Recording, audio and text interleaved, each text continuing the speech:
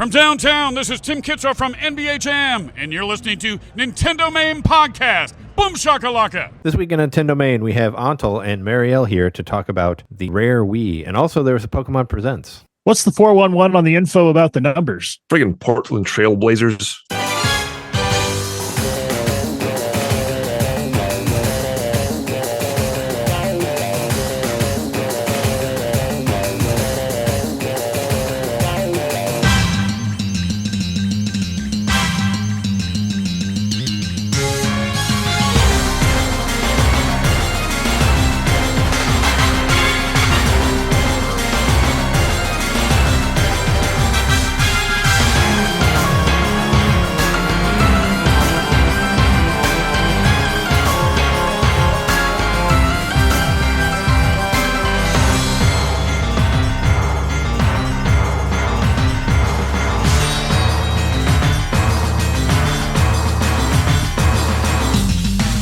Welcome to NintenDomain Podcast, episode 411, your place to hear Nintendo fans celebrate Pokemon Day and Pokemon Presents, and also talk about rare Wiis that we did not know about until now. But we are your hosts. I'm Trey, Grand Eradicator Johnson. I'm Jeremy, all about the melons, Mikowski. I'm John, Budgets and Basketball Knitter. And this week we have two special guests. I'm Antal. With me is a very muted Marielle. Hey, I know how to work buttons. Yeah, no.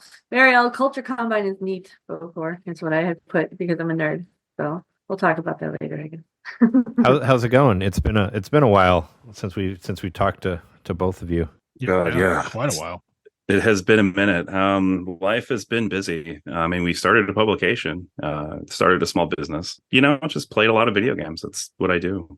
Yeah, I mean, that's pretty accurate. I mean, there's stuff other than that in there, but yeah, definitely started a business and then started a publication, and that's eating most of our lives. So, as it will. How can people find the publication that you started? Is it online or is it physical or what is it? It's a pop culture website. So we just do anything pop culture. We wanted to branch out and because we still do Chicago with Third Coast Review, but Culture Combine is for pop culture. It's games, tech, TV, music, and it's just culturecombine.com. Casual, come in and see what's up and what's the latest and stuff. So that's the publication, culturecombine.com. Nice. And I'll put a link to it in the description of the episode as well, so everybody can find it. Were either of you able to watch the Pokemon Presents? It was pretty short. There wasn't a whole lot to it, but one thing I thought was cool is at the very end, they pretty much announced that they're making another Legends game, a sequel to Arceus, called Pokemon ZA or Z or whatever you want to call it. But I remember that last time we had Marielle on here was to talk about Pokemon Legends Arceus. So It's true. I was wondering what your excitement level is for Legends ZA. They really didn't show much of it. All they really told was that it's going to take place in Lumio City, which is from Pokemon X and Y, so it'll be that generation. And yeah, I didn't get that. So I don't know. So I don't know. Is it going to be in the future? Is it going to be in the past? I don't know. They did show the Mega Evolution symbol at the very end there, so I guess we're going to have that in the game. And also, the interesting thing that I saw, and I saw some people talking about it online too, it says releasing simultaneously in 2025, which people are like, does that mean are there going to be two versions? Is there going to be a Switch 1 and a Switch 2 version? I mean, you would think simultaneous, yeah, it's going to release the same time as Japan does, but every Pokemon game has had a simultaneous release. So it's really kind of weird to me for them to say releasing simultaneously, which they've always done that in the past. So I'm kind of like, that's why I think it's two versions. Because it says it said 2025. It didn't say when, but it said it was coming out next year. So yeah. But if you notice, it waited like a moment to put the second symbol, which makes me think that it's two versions. Yeah. Z and A. I thought about that. I thought about time. that too. Yeah. I don't know. And people are also saying there's always rumored of a third Pokemon. Like when there was X and Y, people thought there'd be a Z and there wasn't a Z, and now there's Pokemon Legends ZA or whatever. Or they think we haven't had a third since Gun never happened. Yeah. Well, I mean, what was the last actual third? What, like Platinum or something? I think there wasn't like a Pokemon Gray or anything for Black and White, but Yeah, no, they didn't really show a whole lot of it. They just kind of showed like this city being built or whatever, like no actual footage from the game. But I really, really liked Pokemon Legends Arceus, so I'm excited about another Legends game for sure. I'm sure a lot of people are, because that one was really exciting. And who knows, maybe it'll come out at the beginning of the year like that one did. Yeah, I expected everyone to like just kind of hate me for liking Arceus because I had thought it was going to be one of their Arceus. I'm sorry. Because it was one of those things where like I should have put my name as not qualified to talk about Pokemon just because I got into it super late. So I started with like Let's Go Eevee or maybe the game before that. So like I know nothing about Pokemon to be any kind of expert, but I loved Legends Arceus and I didn't really like any of the Pokemon games up till that particularly. And I played the hell out of some Arceus and I wanted to keep playing it after I beat it. So that was one of those games that I was like, okay, well, either this is really not what people like from Pokemon or I missed the point somewhere along the way before that. But yeah, I really like it. So I'm looking forward to another one. But I'm only finding out about it now because I've been behind on things like that. So I didn't know there was one coming out. So yeah, it's only been, like I said, they didn't really show a whole lot of it. I'm just excited that they're making another one. It honestly wasn't a whole lot more than a logo. I mean, it was a little bit more than a logo, but yeah, it was just like a very stylized bunch of art coming together to look sort of like an ad for IKEA or something, or like some sort of urban planning scenario. Yeah, because it shows like the world, the whatever Lumio City getting built or whatever. That all shapes one giant symbol from the top. Because the place in Arceus was based on one city from like Pokemon Diamond and Pearl also. So it's kind of like, I'm curious. I think what was really cool, like what you were saying about not playing any of the other Pokemon games with Arceus, is that it was trying to break the mold. It was trying to do everything differently from all the other Pokemon. And I think that's why it was appealing to a lot of people. And also for people who played a lot of Pokemon, it was like a breath of fresh air. Like I really enjoyed it a lot. I thought it was really good. And I like Scarlet and Violet, but in the end, Arceus ended up being just like a couple levels above, like on our top 10 for that year. So I mean, being able to just capture Pokemon without fighting, awesome. Yeah. Yeah. Well, and like so cool, and like the giant Pokemon that you could get, like the alphas and all that was really fun. Like yeah. I got like a whole bunch. I tried to find alphas for all the different ones, and the way where you could like choose whether they evolved or not, or you could. And since it was only one version, you didn't have to like trade Pokemon for them to evolve. And like I thought that was really cool. Like you had like the link cable item that you could use like to do different things and all that. I thought those were some really neat ideas for it. Same with like you decide whether they get new moves or not. Like they kind of just really, really flipped the regular formula on its head. I really liked hunting the alphas. I spent like way too much time going after alphas in that game. I'd be like, no, I'm gonna get this guy. Yeah. Oh yeah, fun. It was a ton of fun, and yeah, it got to the point where you could just sneak up on him and just toss the ball at him and catch him without him even knowing, and yeah, it was really, really, really cool. So I'm excited to see more of it. I automatically thought that since it's not coming out till 2025 and we have no Pokemon announcements for this year, that maybe we'd get a remake of Black and White at the end of the year, maybe something similar to Shining Pearl and whatever it is, Brilliant Diamond, whatever those ones were. Something kind of like that. That's what I was hoping, because Black and White was probably my favorite generation of all the Pokemon stuff. So I'm still kind of hoping for that to come back, but who knows? Well, there's always that chance that we could get Pokemon on the Nintendo Online. Oh yeah. Well, we'll see about that. Yeah, they don't seem to be pushing that too hard, even though it would get people excited about Nintendo Switch Online if they did. They'd be like, it's a Game Boy Advance game, but you still have to have the premium subscription. Well, yeah. And I think the only other thing is that, they're making like a Pokemon trading card mobile game, which looks kind of cool, where you get So yeah, that looks really cool, and it makes you play. Wonder like why this took so long to happen. It's just one of those what the fuck ideas. Like it's like, yeah. I've played different iterations of the Pokemon trading card game online. Most of them bootleg, but one of them I thought was like a real one. It was like Flash based. This would have been at least 10 years ago. And I don't recall being able to like actually trade with people or anything, but it was like, it was like a souped up version of the trading card game, probably that was on a Game Boy Color. But yeah, I don't know. This looks like it could be appealing, other than if it really has to beep at me all the time to open up packs. I don't know about that, but the throwing cards at each other to trade them and stuff, that seems cool. And the battles, like just using your phone as your deck of cards, that could be awesome. I'm willing to give it a try. I don't know. I really don't like mobile games at all. So I don't really play these games, but I'll download it and try it. Like I tried Pokemon Sleep. I saw that was in there, but it was ended up being too much was too much effort. I'll say you know? it's the most compelling game since Pokemon game I've seen on mobile since Go. Since Sleep. I'll say that. The Pokemon Go. trading card game, whatever. It's like looks to be possibly the coolest one since Go. And I in my think opinion. didn't they say that like the company that worked on the original Game Boy game was working on it? At least that's what I thought I got from it. So that's cool. I'll try it out. But yeah, aside from that, it was pretty short and to the point. A whole lot of mobile stuff, a whole lot of additional stuff for whatever. Just Masters. more X reminders that there's just so many Pokemon games on mobile. Like I've lost track of. Yeah. I mean, they're just like you could just have AI generate Pokemon mobile game names, and I would believe them probably.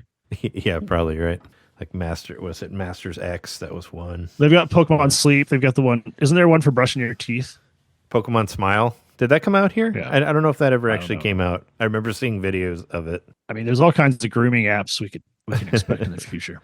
Pokemon shoelace tying or something. But yeah, I think we can move on from that. Like I said, there wasn't a whole lot that happened, but super excited about the Legends thing. Yeah, they really just didn't really show us anything, but still, we got something to look forward to in 2025, right?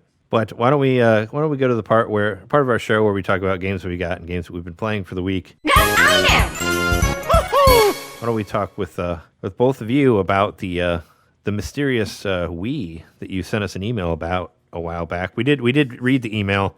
I don't remember which episode it was, but we were all very intrigued about what you had come across. And I regret I had meant to actually set up a photo shoot so I can send you pictures too. So this is kind of a reveal. It's a little bit hard to explain. I mean, look, kind of mentioned before the show, I'm connected with a game shop, so I kind of have, I buy collections, things like that. And I guess I should, start at the beginning. I'm a journalist. I'm a video game historian, and I'm a avid retro collector, and I'm always looking for interesting things. And so I got the word that a potential seller was looking to offload a very unique Wii. In fact, I'm going to pick it up and show it to the camera here, but I don't know how much you're going to be able to see it. But the best way to describe it is it's a We Did It ATI Wii that they only gave to company employees. And when I first being ATI, yeah. Yes, sir. They're the manufacturers of the chip, the processor, right? Yes. Yeah. I have a lot of info on that for you in the second round here.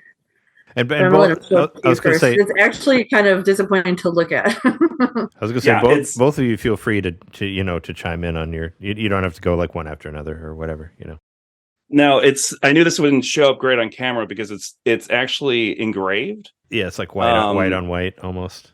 Yeah, yeah, you can see the ATI kind of in the middle. It now. What it says is We Did It ATI. Also, Nintendo brought on NEC 90 nanometer, and it shows the Vegas chip, which is actually a component of the Hollywood. Now you can see it a little bit MCM. better. Yeah. So it has the chip embedded in the door. So all of this is in the door. I have to hide my face because my camera wants to see my face. There we go. Yeah, that is what it's doing. Yeah, so you see the copper. This is the side where the GameCube spots are, right? Yeah, they're there. Yeah. And that's kind of one of the unfortunate things because this is it's an early production run Wii, obviously. And it's kind of sad because it's just the door. It's not the actual body of the system that's engraved. And it doesn't have any unique software on it. It came with I actually have the complete box.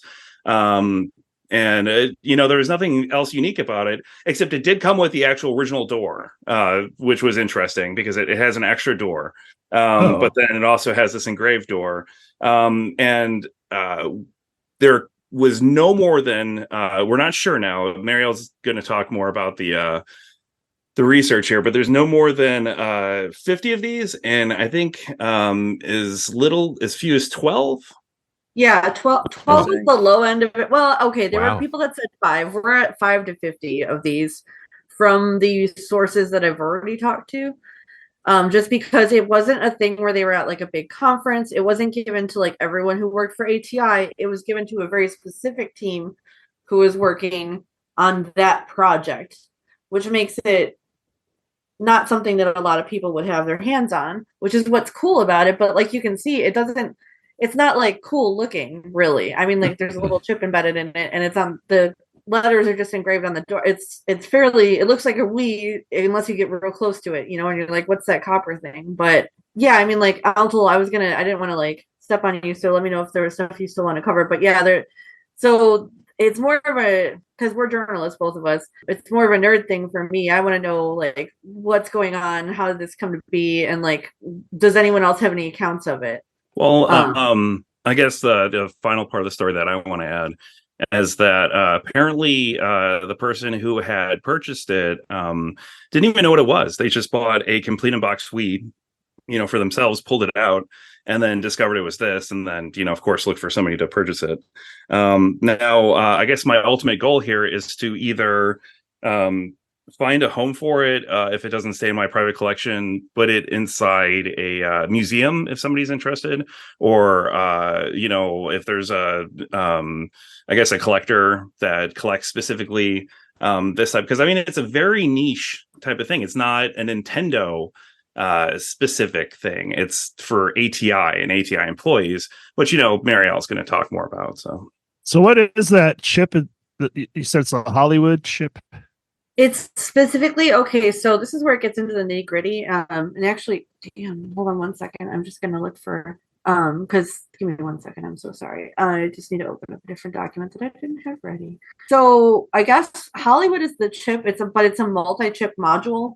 So there are 3 chips that make up the Hollywood set. Mm-hmm. And I believe, and I'm going to look at my notes here because I actually have been really digging into it so that I could explain it, because before this, I really didn't know. So Hollywood is actually the name of the GPU, which refers to the multi-chip module.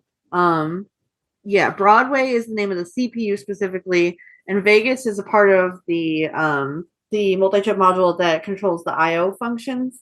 So when you get really like nerd down into it, it's one part of the multi-chip module. So it's like, a sandwich. I thought the Vegas chip was actually the graphics part of it, and the unnamed one would control or Broadway controlled the I/O. So that's where it gets interesting, because the reason why we've been like tag teaming this is because when Antal first did the research, there's not a lot of information. Like there really isn't, and there isn't. In fact, if you look online, if you try to find information on this, there's like one picture of this thing on the entire internet. I found, I haven't even showed them. There's a second one I found, but it's like a Yeti, it's hard to spot. Like people don't think it exists, and the thing that's interesting about it is trying to find all the information. And I think Antal was talking about kind of like we were both talking about it. It's funny because it is neat and it's rare, but it's rare and it's interesting because of its place in video game history more than because it's cool looking or does anything different. Because like by the standards of like special edition consoles,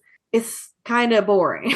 You know what I mean? But it was such an interesting time for Nintendo because obviously, I want to speed through this, but I don't want to miss some of the exciting stuff that we found out. So anyway, Nintendo had been working with ATI, and Artifacts was actually a company that had been an earlier version of what became ATI. And so there was from what I've understood, there's about a 30-person team who was working with Nintendo specifically. Now there's a GameCube that's actually pretty similar to this that Antal actually found the research about first.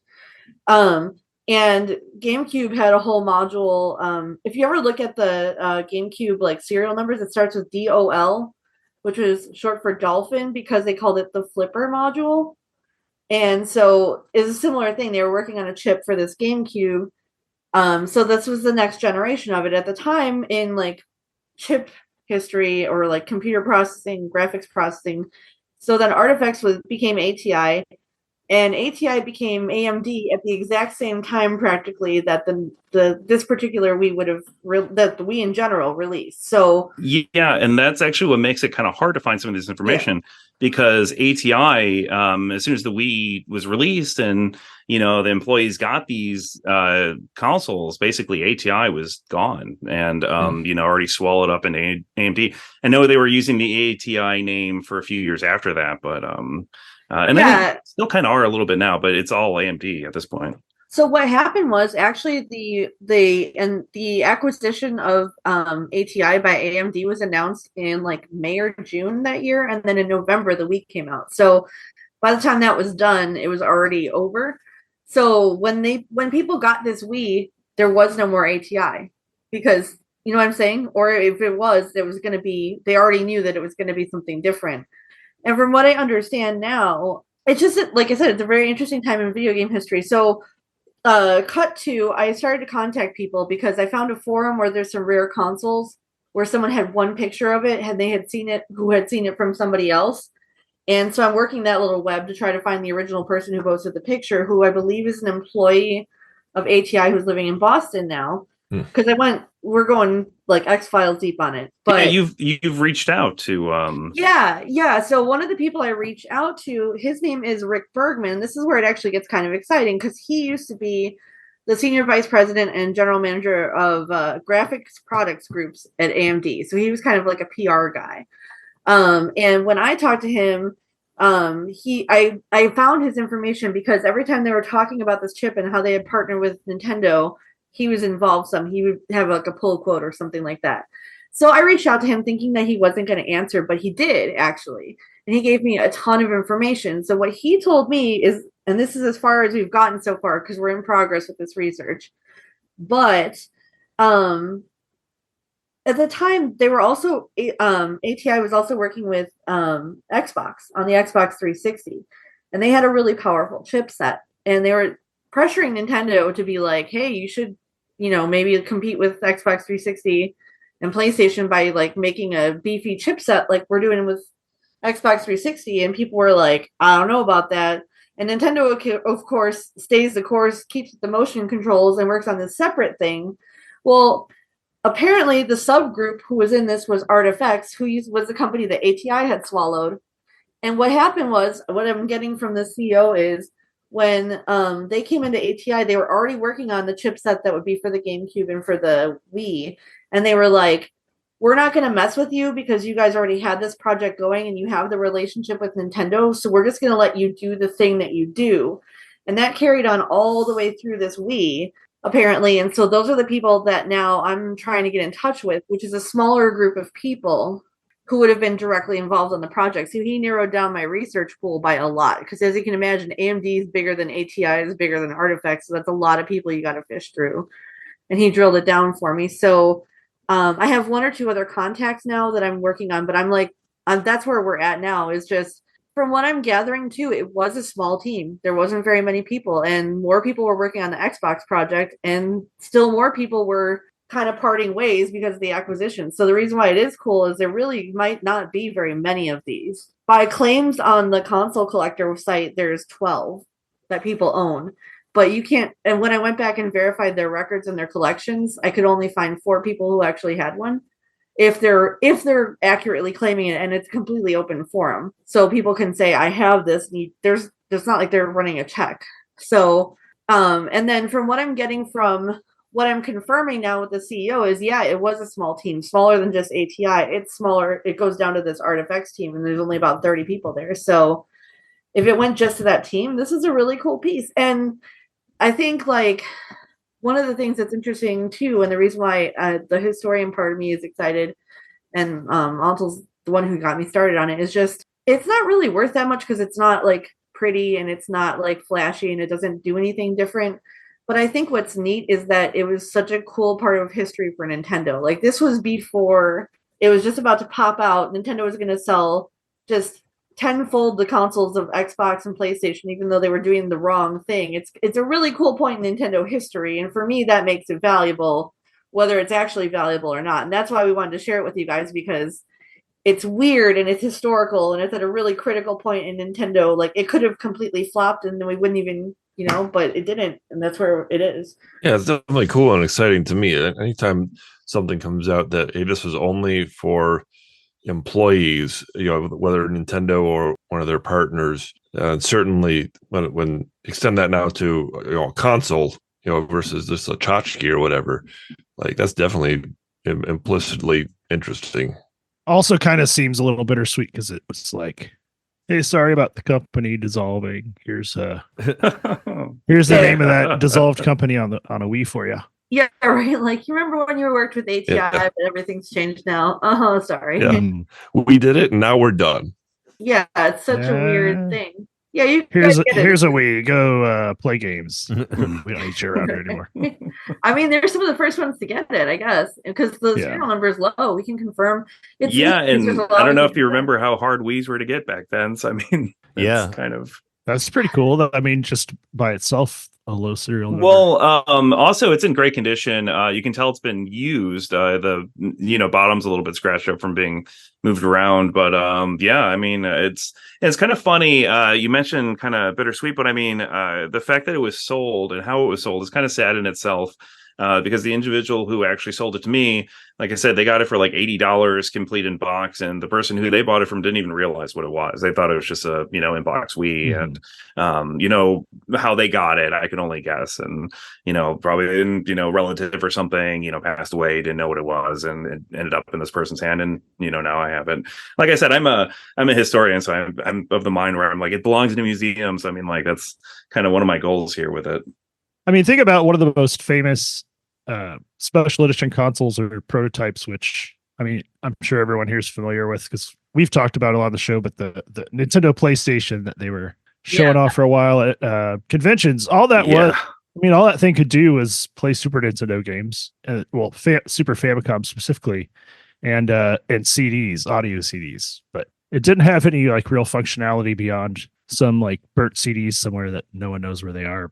And that thing's, that was the special guest of its own, going from convention to convention. It was like it had its own personality in a way because it was so rare. So, there is a lot of merit in those kinds of consoles. I think a lot of people want to see that stuff because that's a piece of history. Like you said, that's to those of us who are passionate about games beyond just playing them, but where they come from, we want to know more about them. Something like that's great.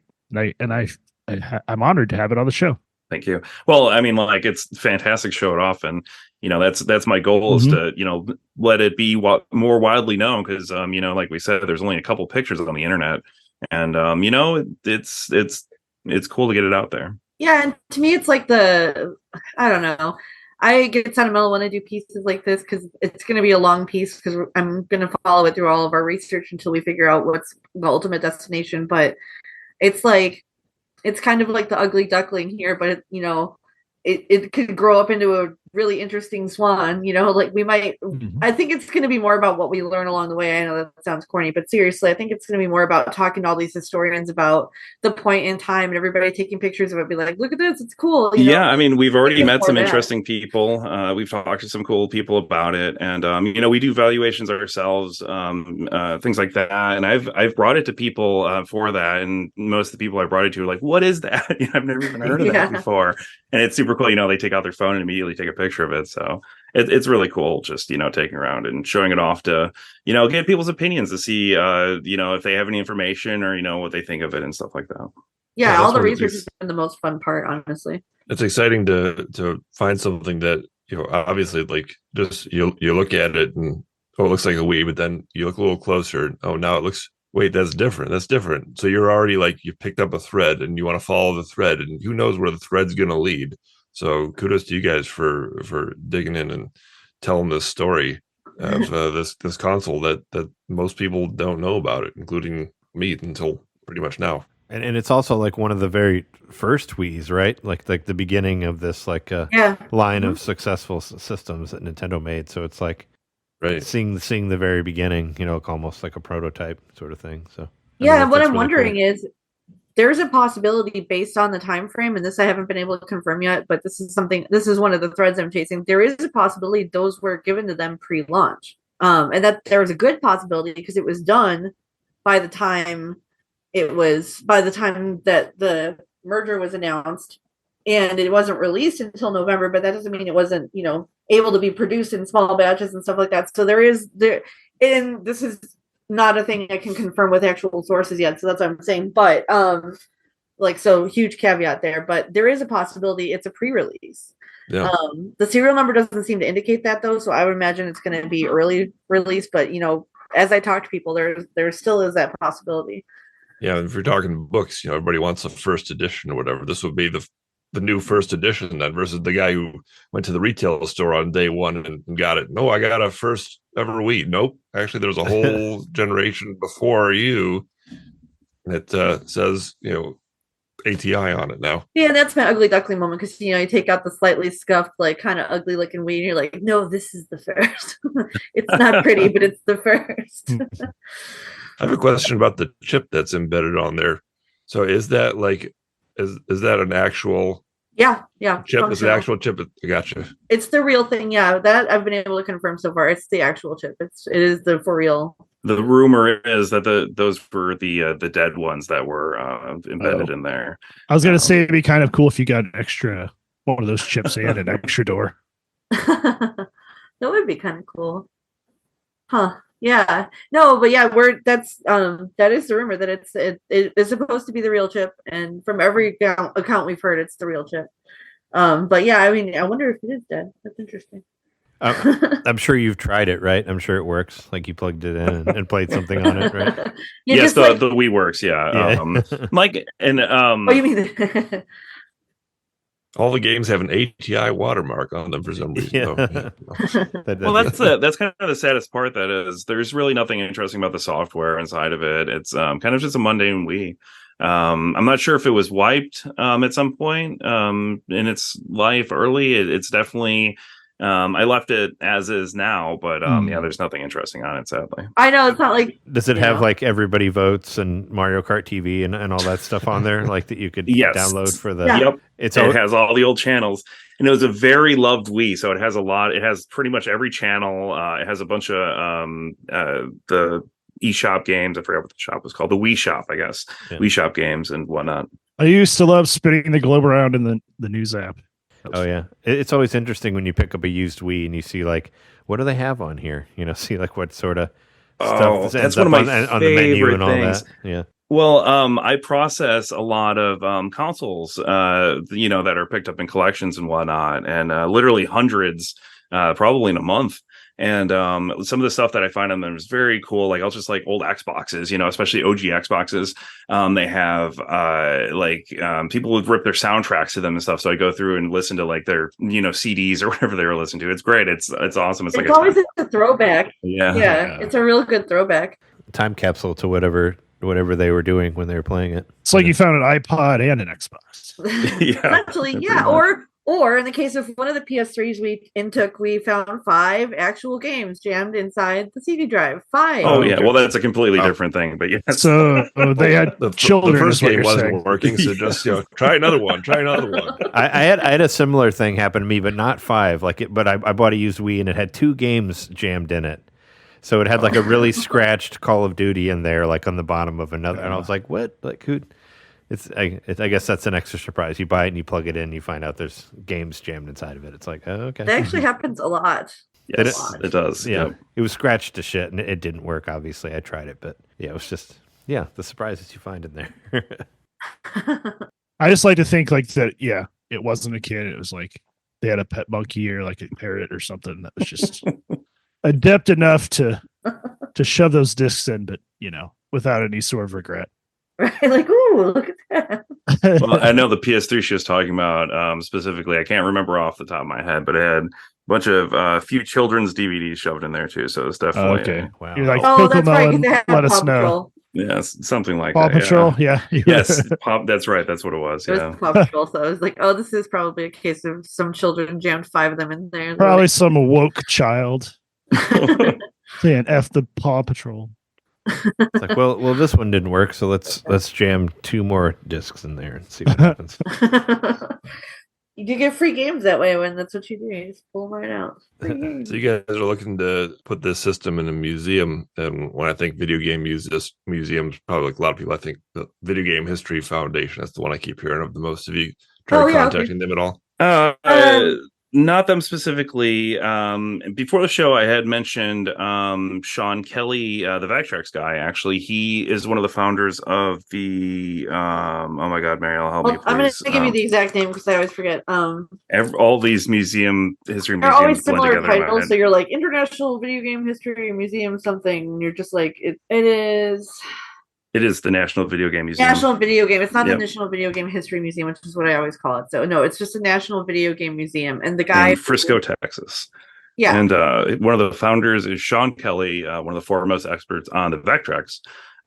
In fact, he's the writer of the Vectrex multi-cart, and he was one of the founders. And actually, he's one of the people we talked to about this Wii too. And he had no idea it existed, but National Video Game Museum in Texas, Frisco, Texas, is definitely one of my places I might consider. I have a few places I want to contact if they're interested at all. Well, we were the Strong Museum in New York. That's the Strong Museum of Play. They have a huge video game. Mopop has a big one, and I actually have a contact at Mopop because they do a lot of like Nindy stuff at Mopop and whatever. I think and Mopop, Chicago Game Space. Chicago Game Space also. So yeah, we're definitely trying to like.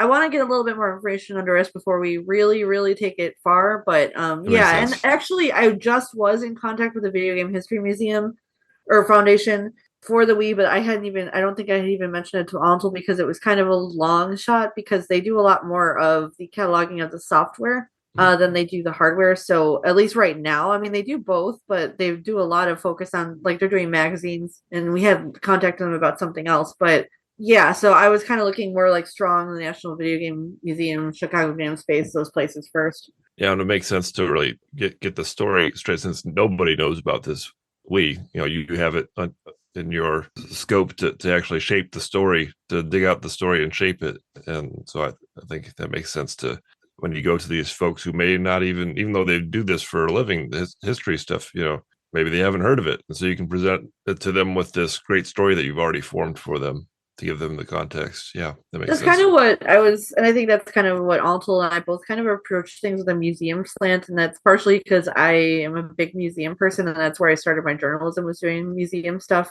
covering exhibits for arts and culture. So I spent a lot of time in museums, and I know, like, I'm trying to build an exhibit around this thing, like this little baby moment in time. So I'm trying to get all this information before I actually approach a museum, so I can be like, hey, look, this is kind of a cool story. You might be able to tell it in the museum, So to me, like, there's a lot more research to do before it's to that point, I guess. But it's exciting. I mean, it's actually fun, and it's like I really didn't expect the CEO guy that I had told you about, the PR CEO guy, to respond to me at all because he's busy. He works for right. Yeah, and haven't you run into? I'm sorry if you mentioned this already, but you ran into people with NDAs that they still can't actually. Oh, that's true. That was also interesting. There was like one of those right. documentaries on Netflix. Yeah, I talked to somebody. He had retired and he was living in Canada because ATI was originally from Canada, Toronto, and he was still under an NDA for some parts of that project, so he couldn't tell me as much as he would like to have. So yeah, when does that expire? I'm sorry, say that again. When does that NDA expire? Yeah, right. I don't know. He just said still on it.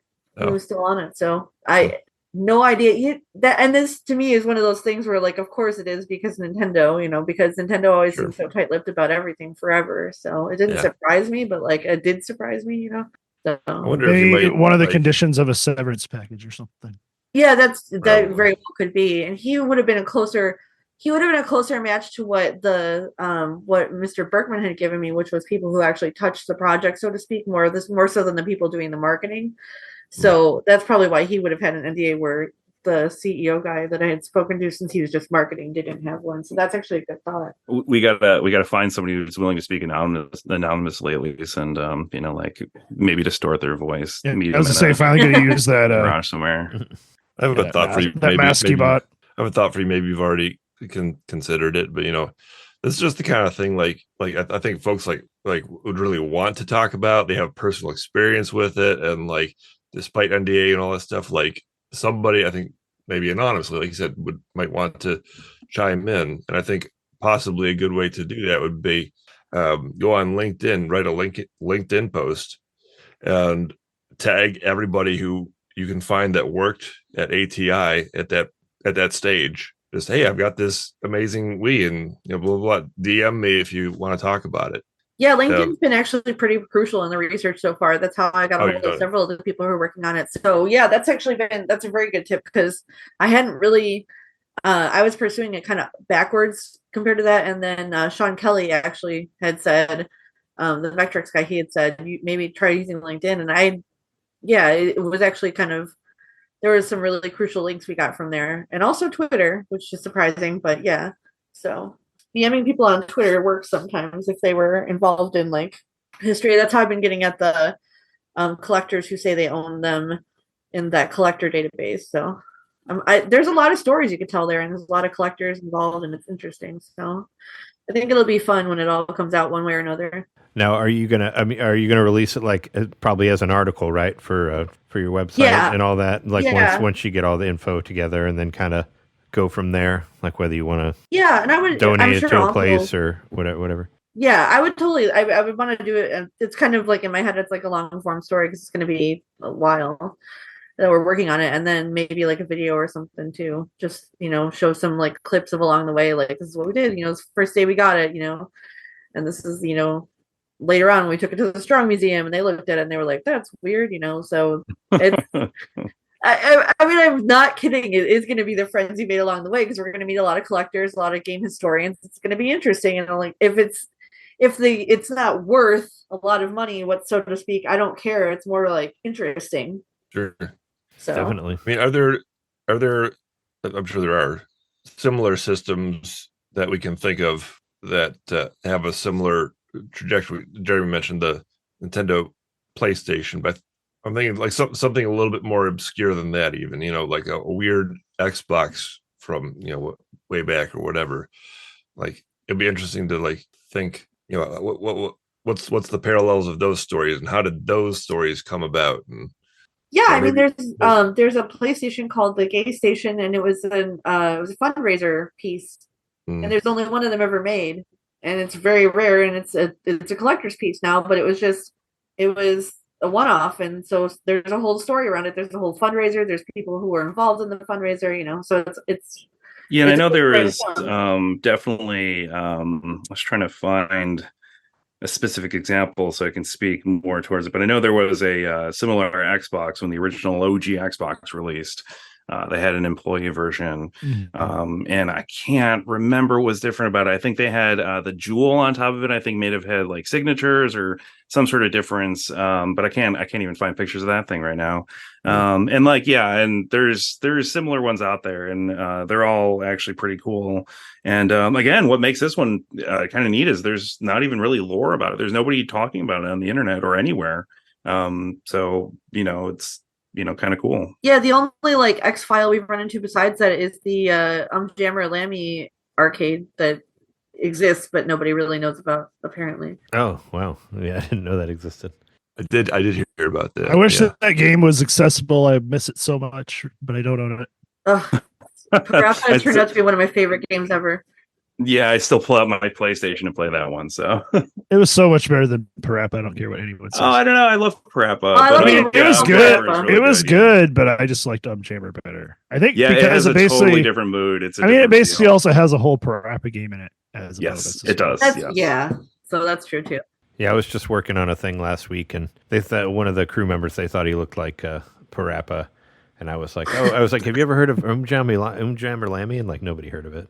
I was trying to. That's hilarious. Honestly, when she's on the border now. These guys aren't going to know what she's talking about. That's hilarious that you guys have all heard about it. But yeah, that is definitely one of those things, because there is an arcade, and it actually has guitar controllers, and it's neat. One of those things where there's no pictures of it anywhere, and some collector basically on a forum where people were talking about it posted a picture of his personal Jammer Lammy cabinet.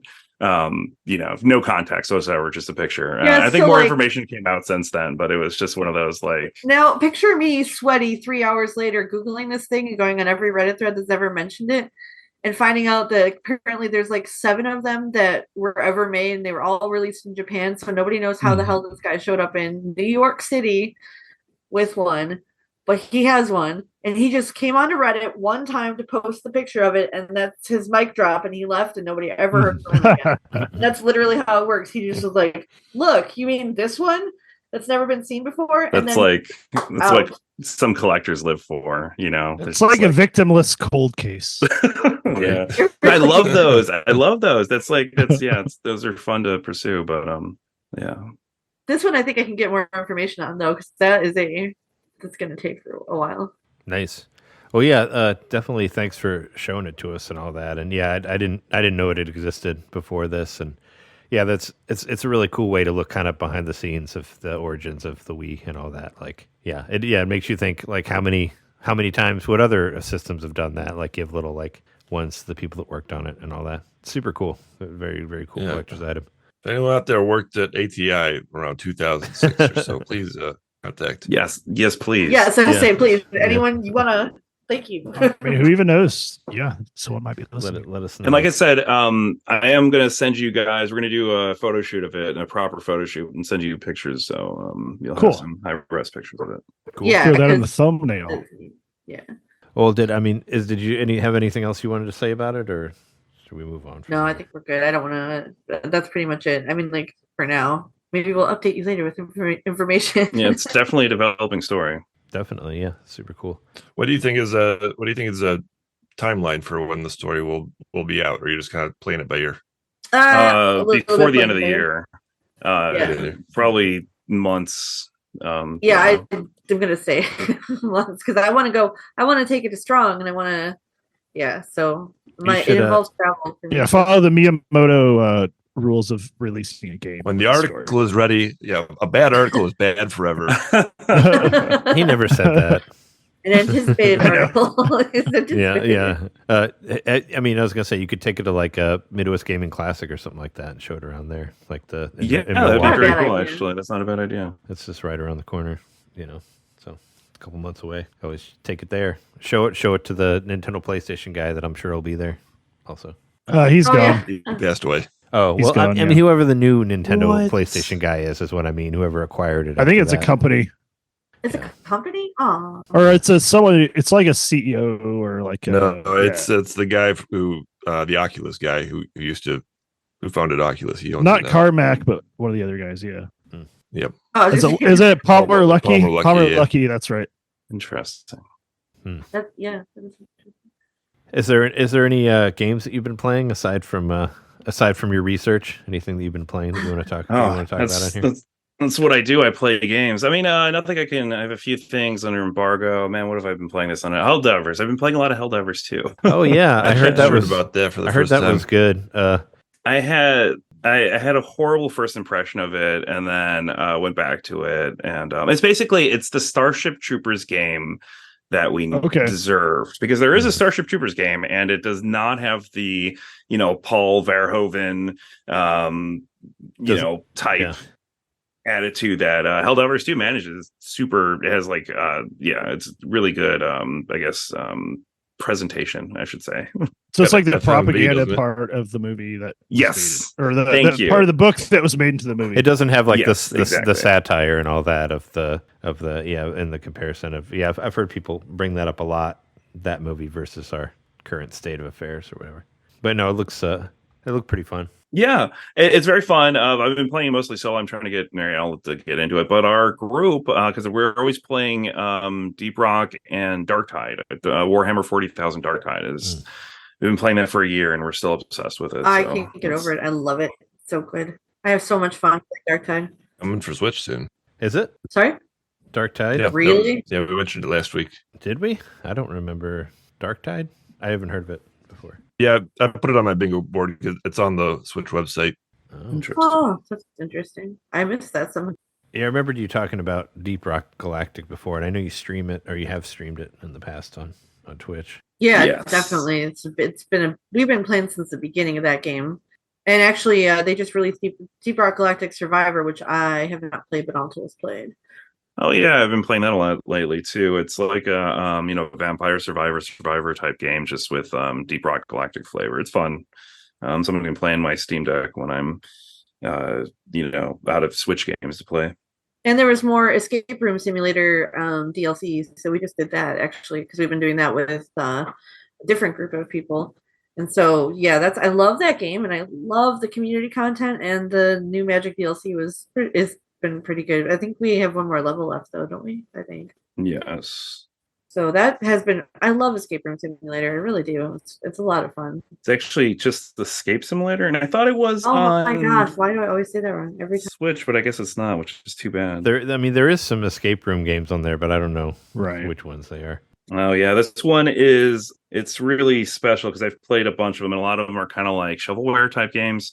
This one's very lovingly crafted, but of course, even if it was on Switch, you probably wouldn't have access to the great community content that comes with that game because people can make their own escape rooms, and some of the stuff that they come up with is fantastic. But it's a great game. Oh, nice. Yeah, some of the community's been better than the regular one. So that seems like the kind of case where the community would come up with better stuff than the developers. They did, and in fact, it feels like the developers, the most recent DLC that they released, it's like almost a Harry Potter themed DLC, but it feels like it's in response to a lot of the community levels or like magical Harry Potter type themed stuff, and so they're like, okay, let's do it ourselves.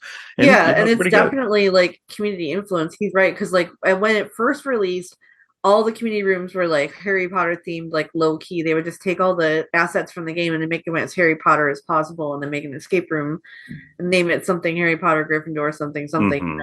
And we played a ton of those, and some of them were terrible and some of them were awesome. Yeah, and one of my favorite part about playing those is because I was stream them, and then we had to watch what we were saying around them because it always turned out that, or often turned out that people who made the levels were watching us play them. It was crazy because we'd be like, "Oh, what were they thinking with this?" And then the creator would literally say, "Oh, I was thinking about this when I created this." But I'm like, "Oh my god, thanks for making this." Yeah, sorry, they like drop a hint. I cast the spell of Watchiarmus. So I can see you play. Yeah, it was actually really cool. We had a lot of people who created the rooms come in, and it was awesome. And I just really, that game is fun, and it's fun because of the community, which is rare. Which is just J.K. Rowling with a bunch of different accounts making Harry Potter themed rooms. Right. I don't think she's as creative as some of the stuff that they've come up with. So. I was gonna say, I hope they're a lot. a lot nicer than she is. They're way nicer than she is. I hope they're not. I hope they're not total scumbags like she is. I hope they. Yes. Yeah, no, I agree with you 100%. I was like, oh, she's not doing great for herself, or at least for no. They should keep her away from any sort of social media or anything. She's not. Yes, I would say give your money to people like Escape Room Simulator and not to things like Hogwarts, like this Legacy. Right. Yeah. And for the record, it is just Escape Simulator.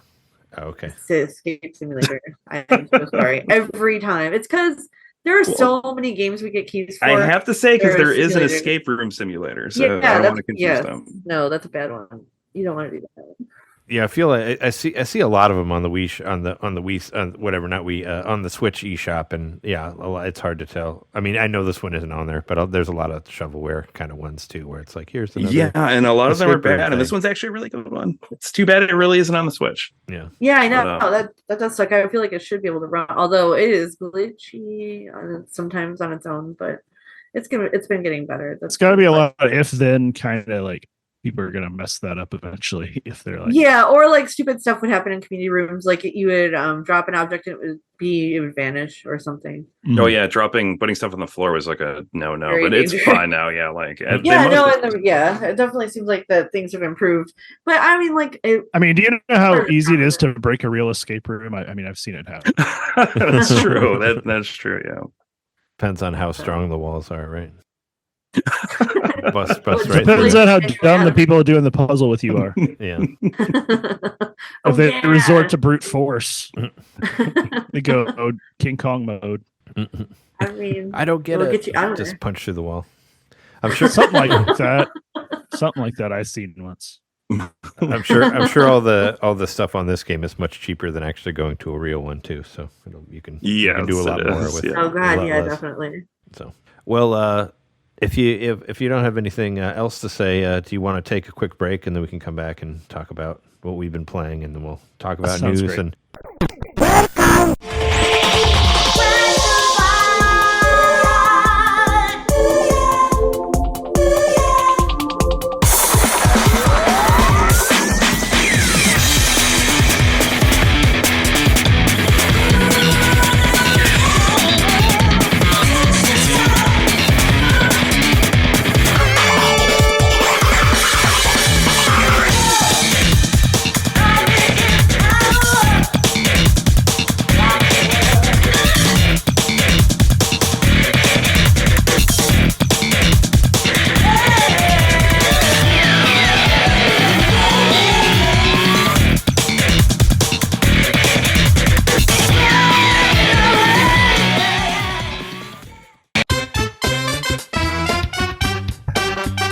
Hey, you. It's me, Mario. Yeah, you. Subscribe to our Patreon to hear our bonus shows, which happen every month. I'm tired. Tired of all the big corporate podcasts spoon-feeding you the same old video game news on every single show? Spaghetti. Ravioli. Then expand! With NintenDomain Expansion Pack. It's us talking about old games that were important to us. It's us interviewing people that we meet at conventions. And heck, it's live shows from those same conventions. It's basically everything you could want that NintenDomain ever made. Here we go! And it's just $1 a month. That's less than a bad indie on the eShop. It's $12 a year, which is less than Nintendo Switch Online. Thank you so much for subscribing to our Patreon and supporting NintenDomain. Just go to patreon.com/NintenDomain podcast and hey, Mario, let go. Whoa! He's throwing us back to the show. So long, Bowser. Patreon.com/NintenDomain podcast. Game over.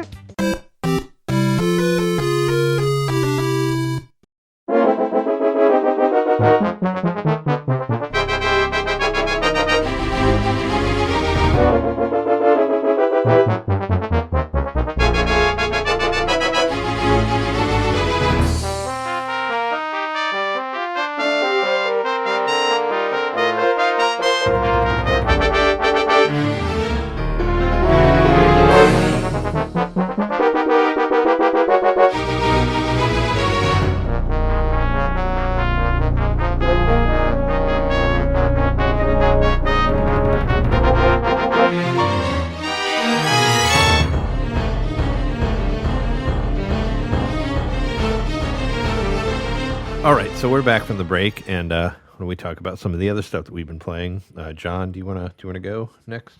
Sure, yeah. All that I've been doing this week, besides more Hitman as per usual.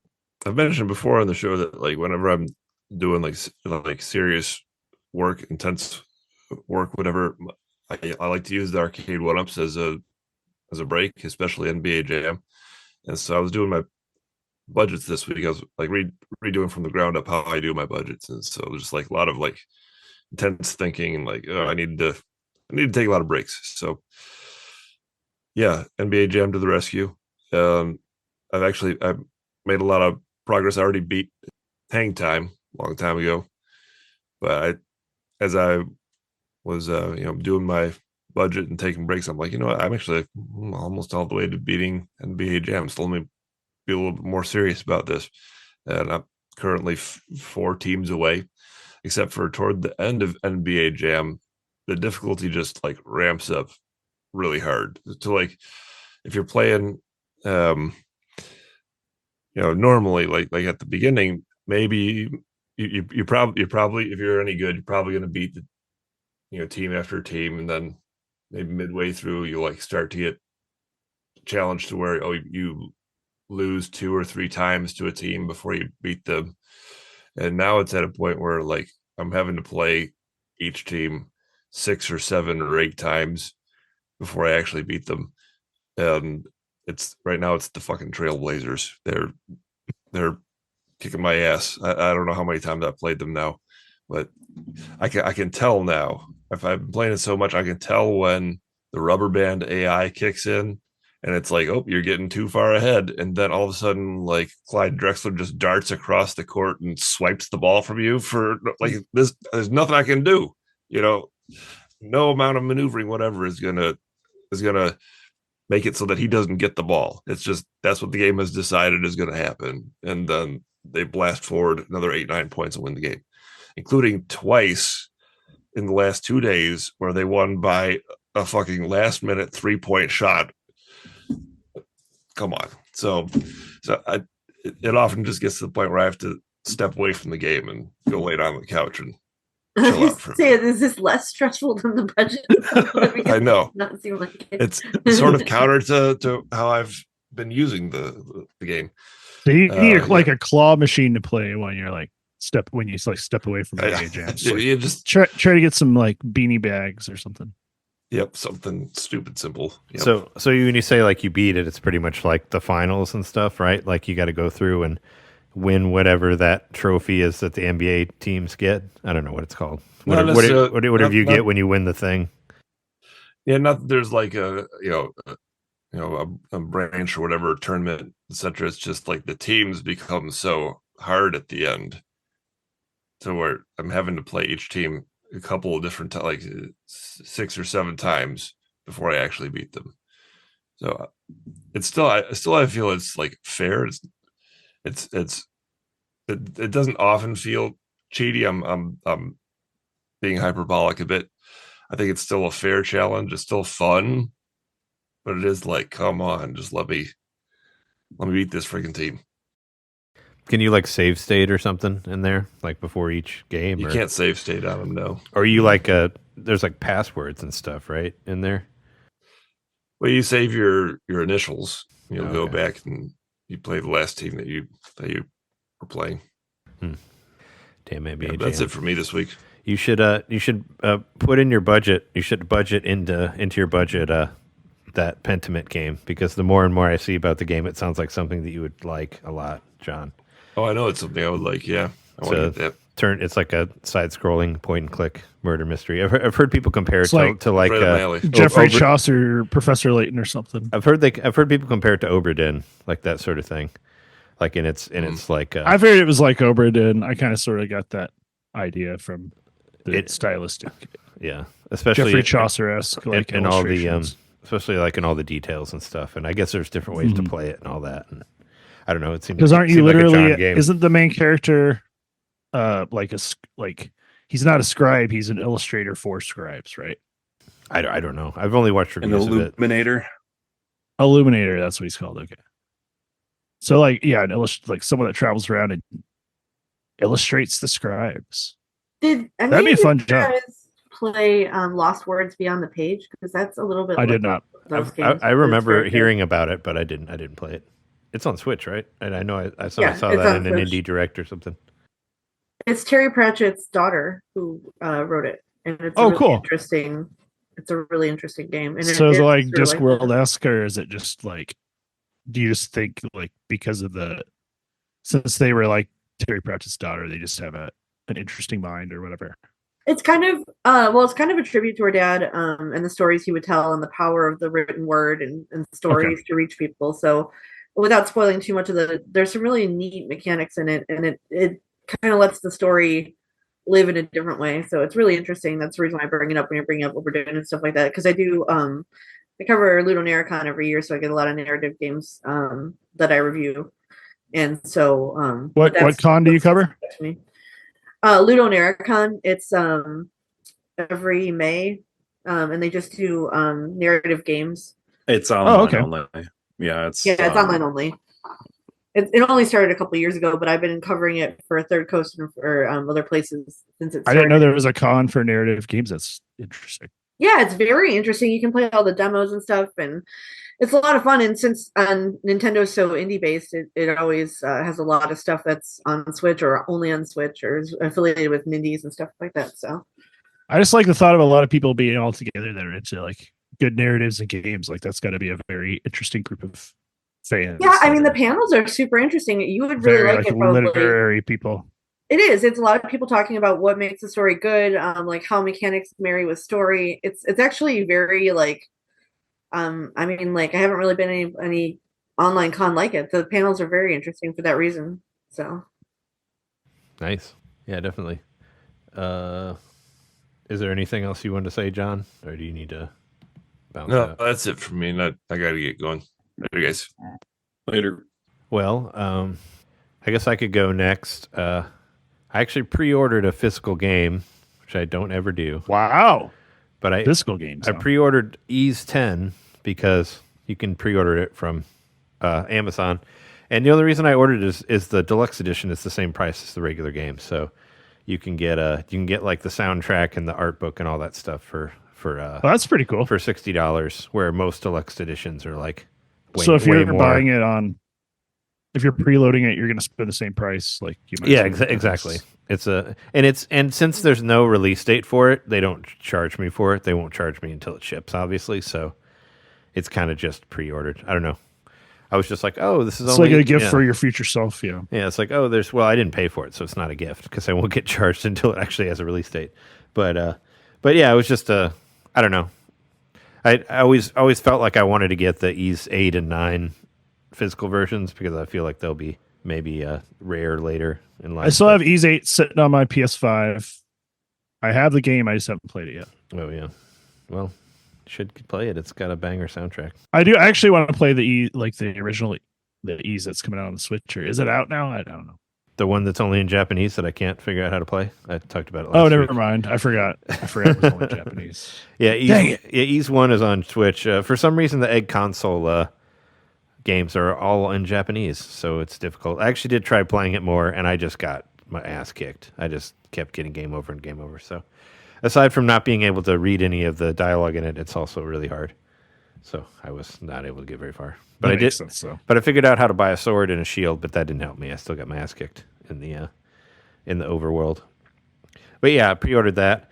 I was in Des Moines last week at our friend John's house, and we went to this used video game place called like Jay's CD and Hobbies or whatever. We went there last year.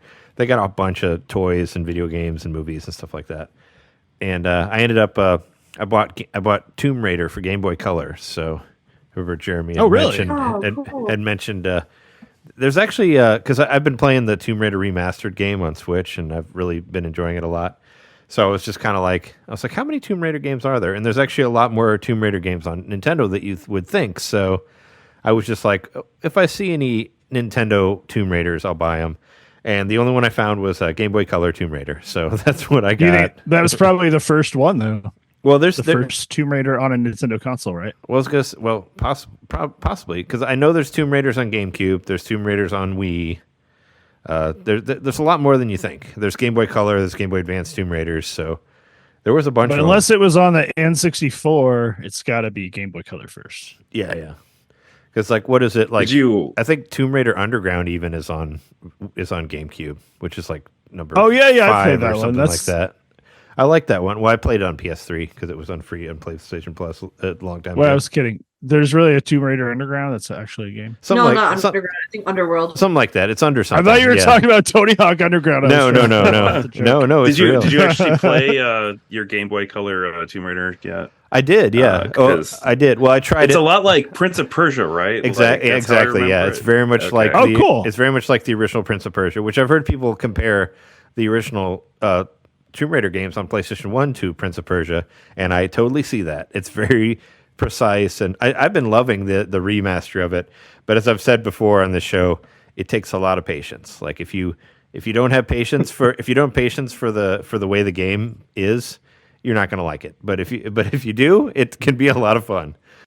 I should reveal that I'm a huge Tomb Raider fan. That was all the games I played when I was a kid. Huge. I tried to play every single Tomb Raider game. So. Oh, have you played the remaster then on Switch?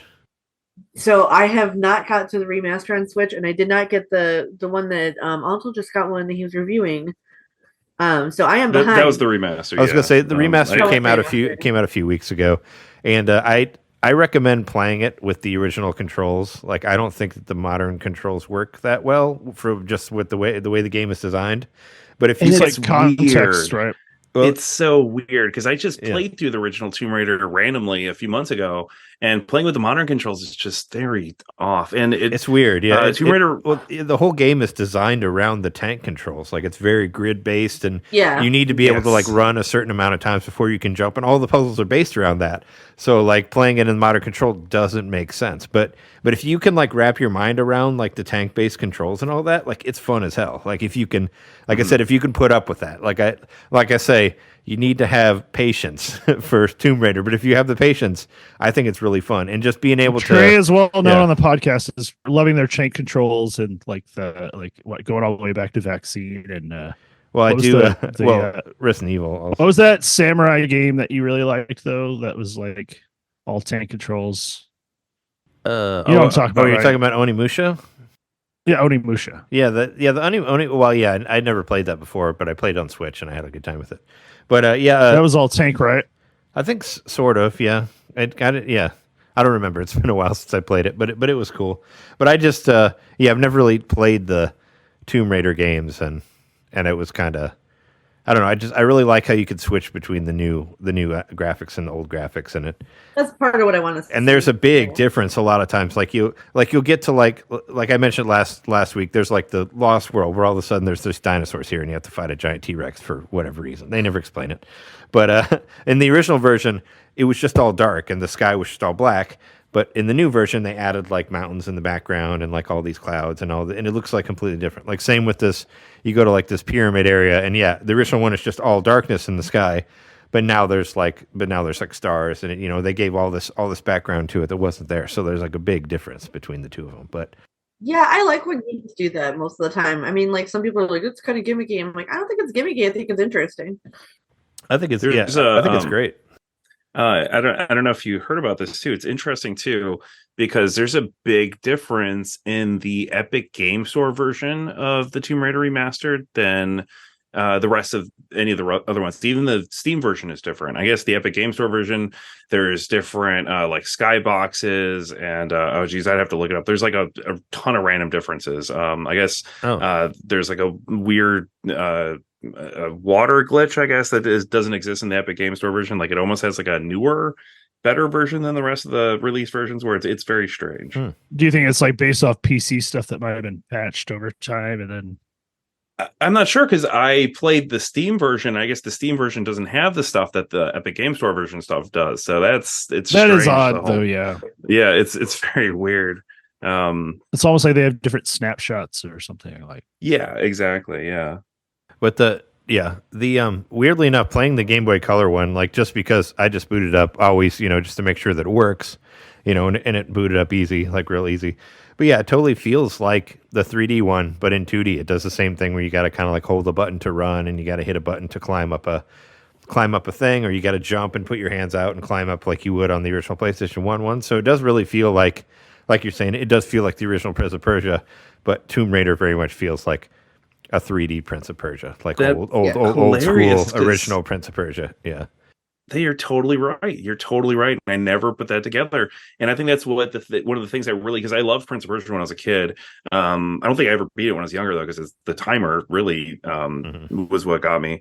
But Tomb Raider, obviously no timer. You just take your time and explore. And I immediately liked the jumping mechanics when I was a kid, and I think it's because it reminded me of that. And I just, I finally put it together. That's absolutely right. Yeah, I mean, my childhood was mostly playing Tomb Raider games with my brother on PlayStation. We played like for hours a day, and it'd be like sometimes a ton of puzzle sections and sometimes a ton of fighting. He did the fighting and did the puzzle sections. Sometimes we'd switch, but like, I mean, I grew up on all the Tomb Raider games. That's why I'm so like precious about them. I haven't played that one, so I'm gonna have to play that one too because I haven't played the Game Boy one. I finally bought Tomb Raider for its original release system, and I have yet to play it on that. And I don't think any of y'all would probably be able to guess what it originally released on. Dreamcast, CD, Sega Saturn. Damn, you're right. Absolutely, yeah. Sega Saturn was first. Yeah, I knew it was one of those 32-bit. Low on the totems. Blew my mind when I discovered that though, because it was Saturn, and then like a week later, like a PC release, and then they released it for PlayStation after that. And I couldn't believe it. I thought the whole time I had thought it was a PlayStation port to PC, even back when I originally played it as a kid. That's what I thought too. I thought it was PlayStation first, and like, I had no idea. I did as well. Like the only reason I know that is I think what was it? What's it? I forget. I always forget their name whenever I talk about it on here. I watch them all the time. And one of the YouTube channels that I watch, they did a review of it. Digital Foundry. They did a review of the new Tomb Raider, and they mentioned that it had been on Sega Saturn. I was like, oh no way, and I didn't know. So that's why I knew about that. Damn, I thought I had some. I was like, that's cool. Knowledge there. Yeah, that's funny. Yeah, no, I just didn't know. I was like, oh, that's badass. But no, it's a lot of fun. Like I said. It takes a lot of patience, but if you can respect it for what it was at the time, I think it's a good game. And it's very much, it's a giant puzzle box. Like it's all about figuring out the next thing, and I think it's incredibly cool, especially if you don't look at any sort of help on it. and just try to figure it out to yourself. Be like, oh, can I make that jump? And now in the newer version, you can save whenever you want. I know the original PlayStation 1, there were specific save points. Now you can like save like 50 times or something like that. There's a ton of spaces, so you can just. I know, like, and I'm hardcore. I don't like doing that because I feel like immersion breaks for me. Like we would struggle to get to the save points, and then we'd be like, we finally got to the save point. So. Yeah, well, I mean, you can kind of do it to your own. You can not use it if you don't want to, but I feel like it helps you. Like if you took a long time getting to a spot and you need to jump and you don't want to take all the time to get back to it in case you fall down or whatever. Or a lot of times this game is mean too. Like I said, some people even call it like the original Dark Souls or whatever, because it'll have like shit come out of nowhere and just kill you when you're not. Oh yeah, that happens when you're not paying attention. Or like when I was playing like one of the first levels, you like pull a switch and then the ground disappears and then you land on spikes and you're dead. So so if you didn't save, you're fucked. And also this game does not auto save at all. So if you don't understand the way the game works, you could have been playing the game for like 3 hours and you would have lost everything you ever did if you never saved. Yeah. So and it doesn't really tell you that. And also another really terrible thing is when you pause it, it goes to load before save. So it took me forever to figure that out. So you're accidentally loading a previous save. Exactly. So you're in a place and you try to save, but you hit load and then it loads your save from before. So you just lost whatever you were trying to save. So now you got to get back to that save again. And you only have yourself to play. Exactly. So it took me a while to like get that in my mind where I was like, no, you gotta go over one menu to save. Because if you hit A, it'll automatically load whatever you're on, and you'll lose wherever you were. And it's like I said, patience. It takes a lot of patience for these games. But, totally. But if you have it, you can. If you have it, it's worth it. I've actually had a great time with it. I think I've put like 10 hours I've heard into it in real life when you're raiding a tomb, you are supposed to be pretty patient. You start out with like taking a piece of construction paper and a crayon, like rub out what's on the tomb. Yeah. Then you go home and study it. Study the topographic map of the sorry, I'm getting too far into this. It involves British mansions, butler, your father, who's all the weird lore and stuff. There was like a crazy jump puzzle that I did have to. I did find it online. I didn't find it on my own, but I did figure out how to do it on my own. And I posted on Twitter. It's like this thing where you have to jump up these 4 pillars like really quickly to get like the Cougar Magnum guns. And it was one of those things that I thought it was not possible. Then I just did it. It's like, oh yeah, you just have to do it without thinking. But yeah, you have to like, because the jumping mechanics in Tomb Raider are so weird. So like you have to basically like, you have to press jump before you press the direction that you're going. You have to kind of understand that that's the way it works because it's like really janky. Yeah. So it's basically like you have to like jump forward and then jump right and then back and then jump left again and then jump forward. And you have to do this all in one sequence. So and then make sure you're in the same distance where you land on all the pillars. So then you'll be in the spot so you can run through the door before it closes. It's so dumb, and I was surprised that I got it to work. But like I said, that's what the game is incredibly rewarding when you figure out stuff like this. Like that's that's why it makes it a lot of fun. You're not wrong. And like, do you remember when everybody was trying to do the handstands? Because yeah. Because the controls are so bad, it's very difficult. I did figure that out just because I looked at secrets, and you just hold like R1 or something while you're pulling up. But yeah, but it's harder to do than you think because the controls are so terrible. So to actually achieve that, because my friends and I'd be like, "Can you do a handstand?" No, I can't. I don't believe you. Show me. And that was like one of our things. Like, can you do the handstand? So I can't do a handstand. I would just swan dive Laura off into like the ground. Yeah, on accident most of the time. Yeah, I remember John saying that. Like, and it still does that where you die and the camera just stays there, just pointing at your dead body, and you just have to hit. It makes like horrible cracking noises too. And you just have to hit a button for it to go to the load screen. But yeah, you can just leave it there, and it'll just show you all all crumpled up and all stuff. Crumpled up in a ball, spike pit, just impaled in a spike pit. YouTube video gone wrong. Yeah, really. But yeah, Tomb Raider's fun. I'm gonna try to at least get through Tomb Raider 1. I mean, I'd like to get through all of them. Actually, I think they're a lot of fun. Wait, you never beat the first one? I haven't beat any of them. Well, no, I beat. I mean, I beat the new ones, like the whatever.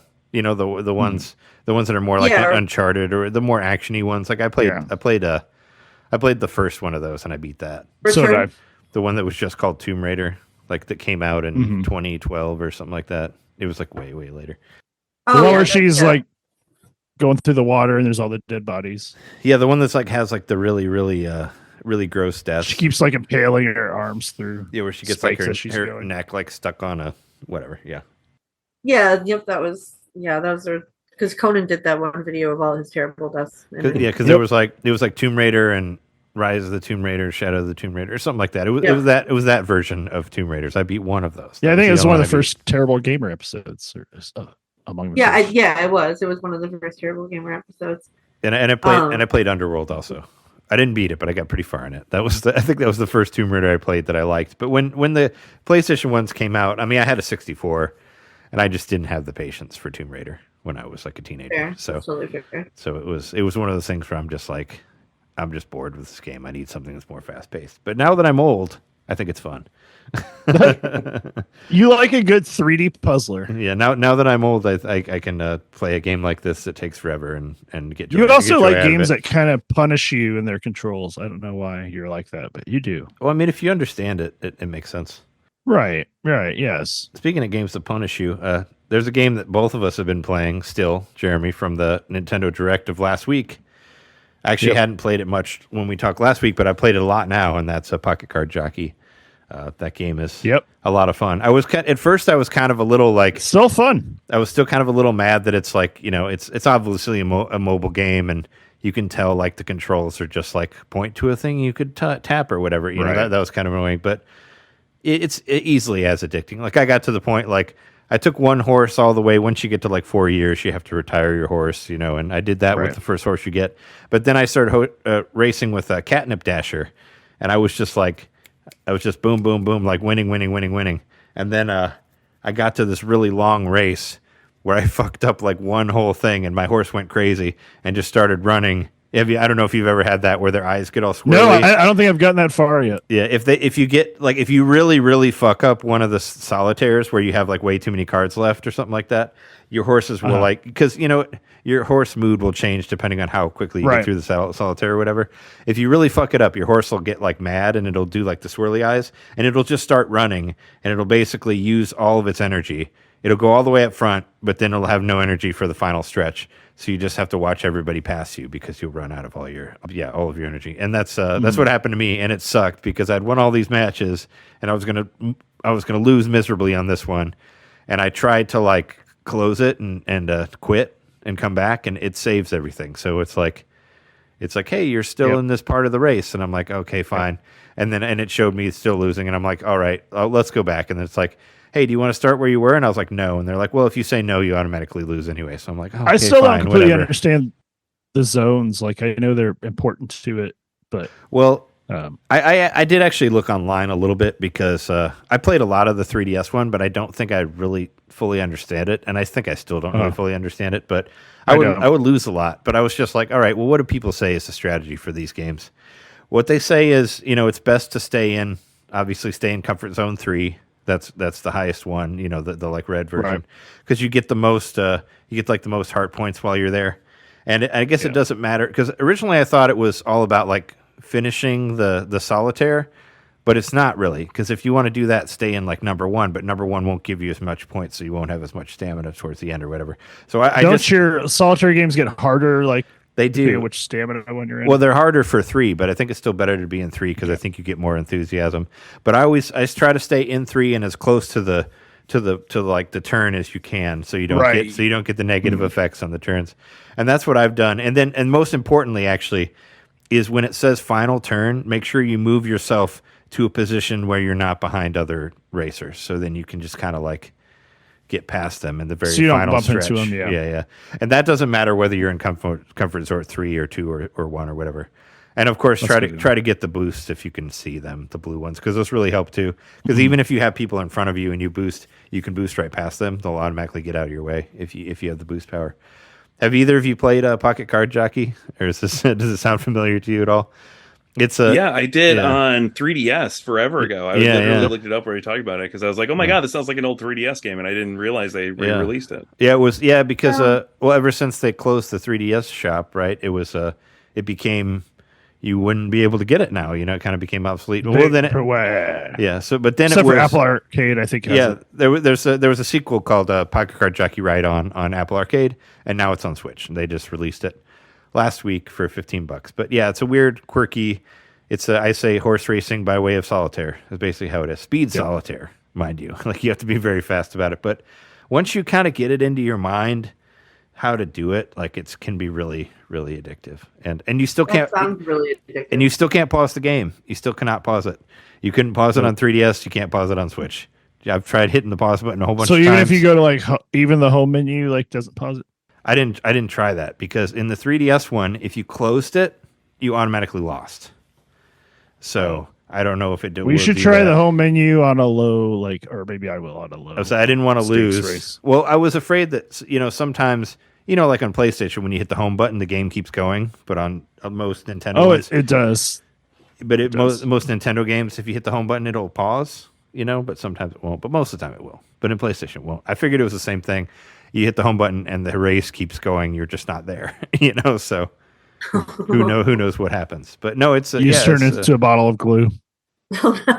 but it's a really fun game. I found it really addicting, and I've been winning. I like it. Yeah, I played a lot of it this week. I guess I didn't play as much as you, or maybe I did. I just didn't do as well. But no, I like it. I mean, I think about playing it when I'm not playing it, like thinking about cards, because it's just based on really basic card rules that you just already know, and that's kind of the joke of the game. That it is, but it's the main character is like a dummy, and that's another thing I love about this game, that you're playing just an idiot who's just like the main. He's like, I want to be a horse racer.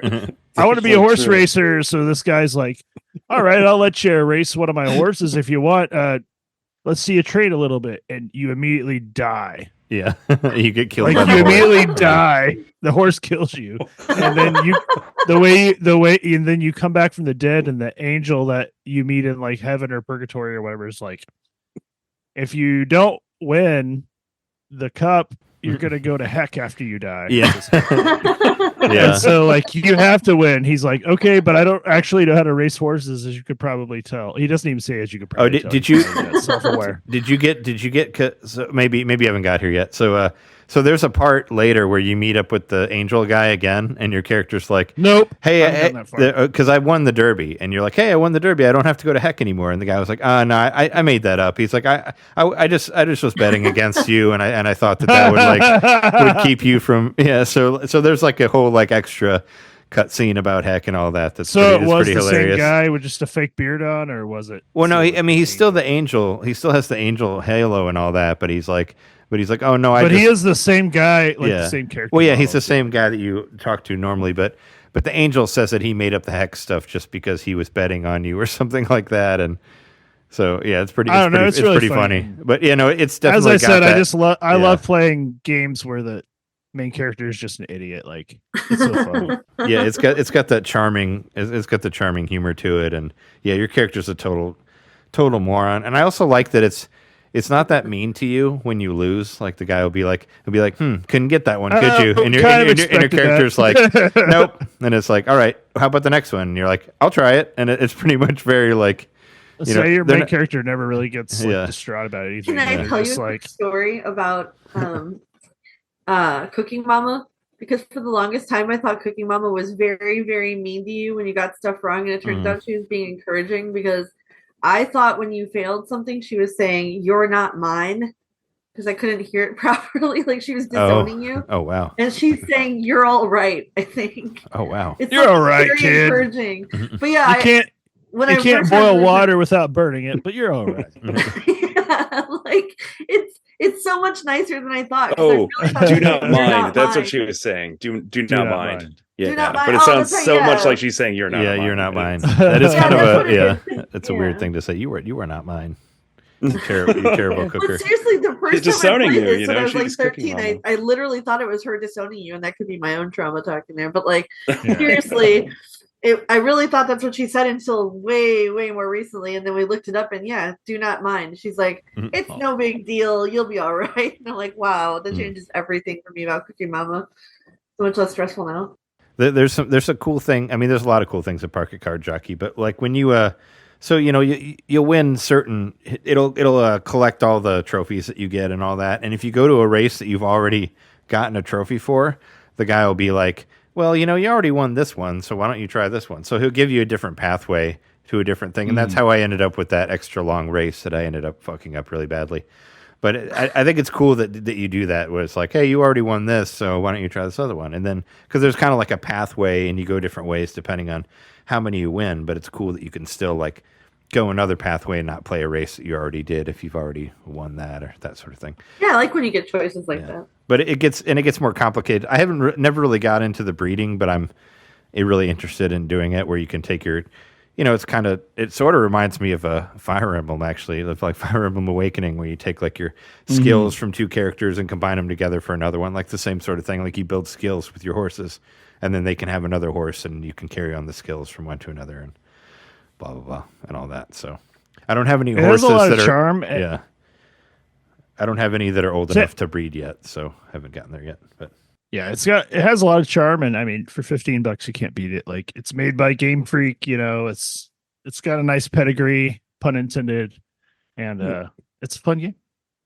And you will, it's if you think that 15 is a lot of dollars, you'll get a lot of hours out of this game. Like I put many hours, and I think this 3DS one was like $8 or something like that, and I still put like 40 some hours into it or something like that. So if you if you can. There's a lot to do, especially if you get into the breeding and like trying to collect all the trophies and all that. And yeah, it's a cool little game.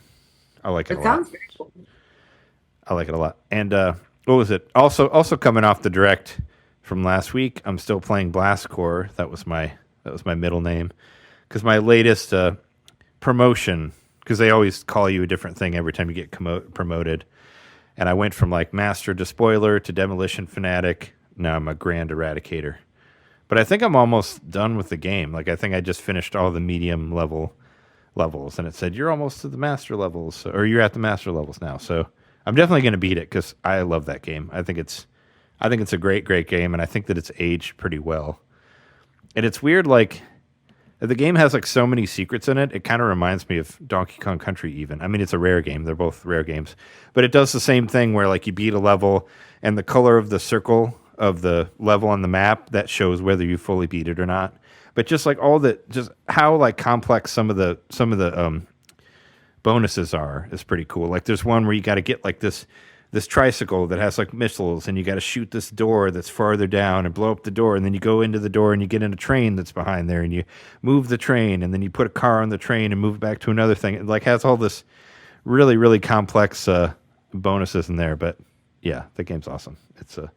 And I've been playing with my wireless 64 controller, so it makes it even better like that. And I'm really glad that it's made it to Switch. And I still think it's very underrated rare game.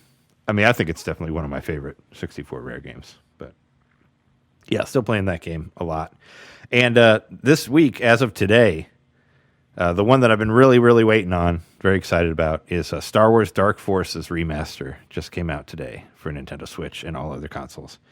And I really wanted to play it last night, but unfortunately it didn't come out until 6 a.m. this morning. I thought about staying up that late, but I didn't.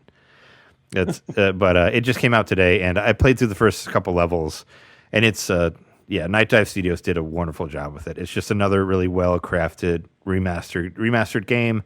It's kind of similar to the Tomb Raider one. You can map a button to like switch between the two graphic styles if you want, but they're not as different as Tomb Raider, so I don't know necessarily do that. But they did a really good job of basically taking the old sprites and like renewing them, but still kind of making them look like sprites. And the game is like 60 frames per second on the Switch. It's like super smooth. There's gyroscopic aiming now. You can never you can move, you can aim much freely. I mean, it was pretty hard to aim in the original one. Like I played it keyboard and mouse, when it came out, which was like, I don't want to say like 1994 or 3 or something like that. We had to upgrade our computer to play it. I remember, because we needed to have a higher RAM speed or whatever to get it to work. But But yeah, it's ever since it came out, I always wanted to play it with a controller. You know, ever since I played Turok, I was like, oh man, I wish I could play Dark Forces like Turok, where I could like run and aim at the same time. And now finally you can on Switch. That's gyroscopic controls. But yeah, it has like HD rumble. You can even play like the original. I think Quake had this too, but you can play like the original demo level that like no one was able to play. That was like it was on a demo disc, you know. And there's a whole bunch of extra shit in there, like behind the scenes and whatnot. And yeah, I highly recommend it if you like any of the old Star Wars games. Or for me, I just really like the old first-person shooters, like the old Doom clone. Yeah, I was stuff. a huge Dark Forces fan when I was a kid. It's a good game. What's his ship called? Like the Moldy Crow or something like that. Oh, I don't remember the name of his ship, but I couldn't believe that. Jan Ors is in it, like going all the way back to Dark Forces 1, because that's your girlfriend later in the games. And yeah, Kyle Katarn, you get to see and the cutscenes. They've kept them in their same like beauty. They still look like the point and click cutscenes of like LucasArts back in the day, like Sam and Max and like those type of games. And like, what was it, Sam and Max? Like there's an Indiana Jones game, and what was the one with the motorcycle? I can't remember the name of it, but yeah, I played a bunch of those. Full Throttle. Full Throttle. Yeah, they're that one. Yeah. But that sort of I'm a huge Full Throttle fan too. Yeah, that animation style is like the same that you have for Dark Forces 1, and it's just amazing. And they upgraded it, but it still looks like that same like type of animation, and it's really cool. Like I highly recommend it to anybody who is into those type of games, into old first-person shooters. And Night Dive Studios, like they're fucking killing it. Like they're basically making all the games that I want to play. Like they did the Turok, they re-released the Turok trilogy, and they did like they did all these amazing like first-person shooter games. Like they did really good stuff with Quake and all that. And I just buy. You should check out their buy everything System they put Shock, out. I really Remaster. I really want to, but it's remake. not. I don't know if I have anything I can play it on. I was hoping it would come to Switch or Switch 2 or something, and then I'll play it, because I never played that game. Yeah. I just assume Night Dive comes to Switch. Is it System Shock or 2, or is it both? It's just the first one. Because Okay. the original one was I can't remember what engine that was on, but it was 2D or 3D but sprite based whatever, and they just completely remade it 3D, and it's gorgeous. fantastic. It's like lickable gorgeous. And the gorgeous. game systems are surprisingly feel a lot like they did in the original iteration, but yeah, damn, it is. And for those listening, like that might not know, it's like a BioShock precursor, Yes, like yeah. way early BioShock precursor. Oh yeah, no, I've always wanted to play it, and I did watch a review of it, and it looked really good. I don't know if it's even on PS4 if I could get it, because I don't have a PS5, but I did want to play it, and I figured it would eventually show up in Switch or the Switch successor or something like that, because Night Dive. It kind of like originally holds a brings all place their in my stuff head, to yeah, that. like the original Fallout games. Like I'd like to at least try to play one of them, or even like a Grand Theft Auto. I guess like Chinatown Wars just sort of brings you back to it, but like I don't know. These games were long into their life cycle before I ever cared about them. No, it's funny because I played the original top-down Grand Theft Auto, and I played Fallout 1 and 2 way before. I thought I wasn't a huge fan of Fallout 3 when it went to 3D, because I kind of thought. In fact, it's funny because I didn't have an N64, because I thought when games I had an SNES, and I thought when games were transitioning to 3D, it was kind of clumsy. So I was more of a PC gamer back then than N64. But now, obviously, I'm kind of chasing my childhood with all my retro collection. So all the stuff I didn't have back then, I should say. Also, though, there's just had time to catch up. Yes. Yeah. It was. I think it was Digital Foundry did another review of Dark Forces, but yeah, it was pretty cool to look at Dark Forces just like as what it meant in like the history of video games, because we had Doom that like blew everything away, but Dark Forces actually did a lot of things that other games had not done. The main thing is multi-level is what we called it as kids when we would do like make Doom levels and stuff like that.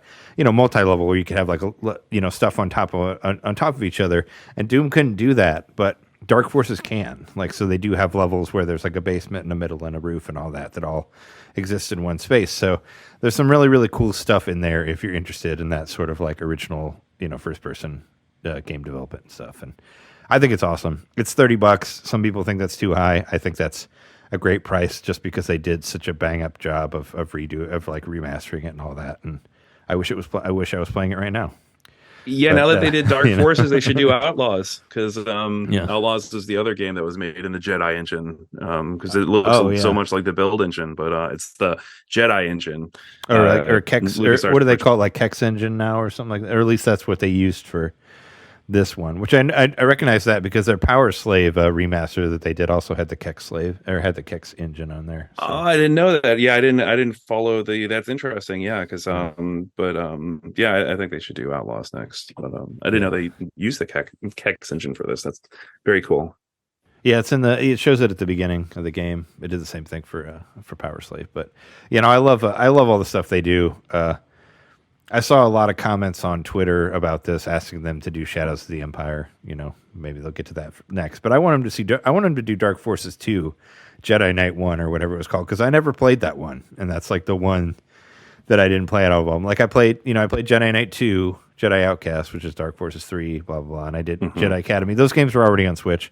Jedi Outcast was a really great game. Actually, I had a blast with that game. Yes, but it's much better than Jedi Knight 1 or Dark Forces 2 or whatever. But one of the things about that is it had full motion video cutscenes, and at the time, Star Wars was kind of like not obscure, but like kind of they weren't making them really anymore. So like to see live action Star Wars again was fantastic back then. Yeah. And it was part of one of my favorite video games, because I loved Dark Forces 1, and Dark Forces 2 is fantastic. But yeah, I remember Jedi playing. Outcast I think I played the online multiplayer, but that was about it that I played of the Jedi Knight stuff. I didn't play the actual game, but I heard like great things about it. Yeah, you're right. Like in that time with the Star Wars FMV stuff, like one of the first Star Wars PC games I played was Rebel Assault.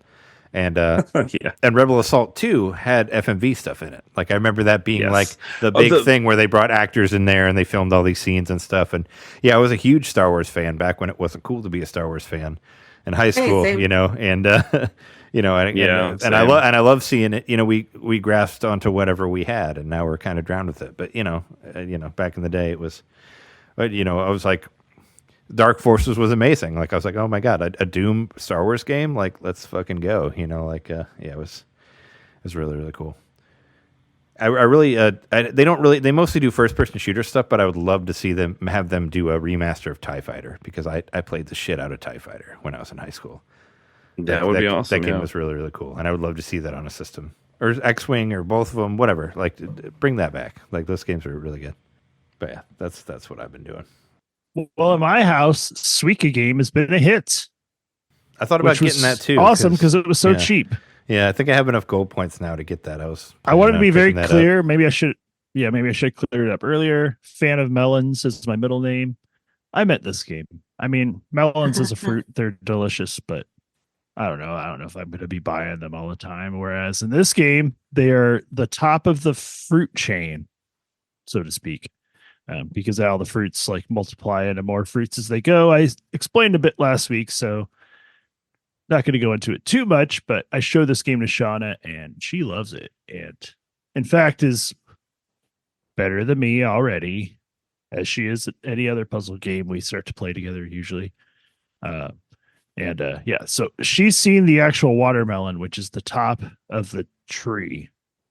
And when I was explaining it last week, to not get too much into it, but it's a little bit like the 2048 game. I think it's just like a 3D based 2048 with like physics added. And when you like expand your pieces, they actually shove the other ones out to the point where either you're going to get some awesome chain reactions or you're going to like lose because they're going to go outside of like the parameters of the puzzle. So yeah. It's been fun to play. There's actually a competitive mode that we played only once where you attack each other. We don't know how it works. So I'm going to play a bit more of that this week, maybe, hopefully. But we've really enjoyed just playing the normal 2-player mode where you just play for high score.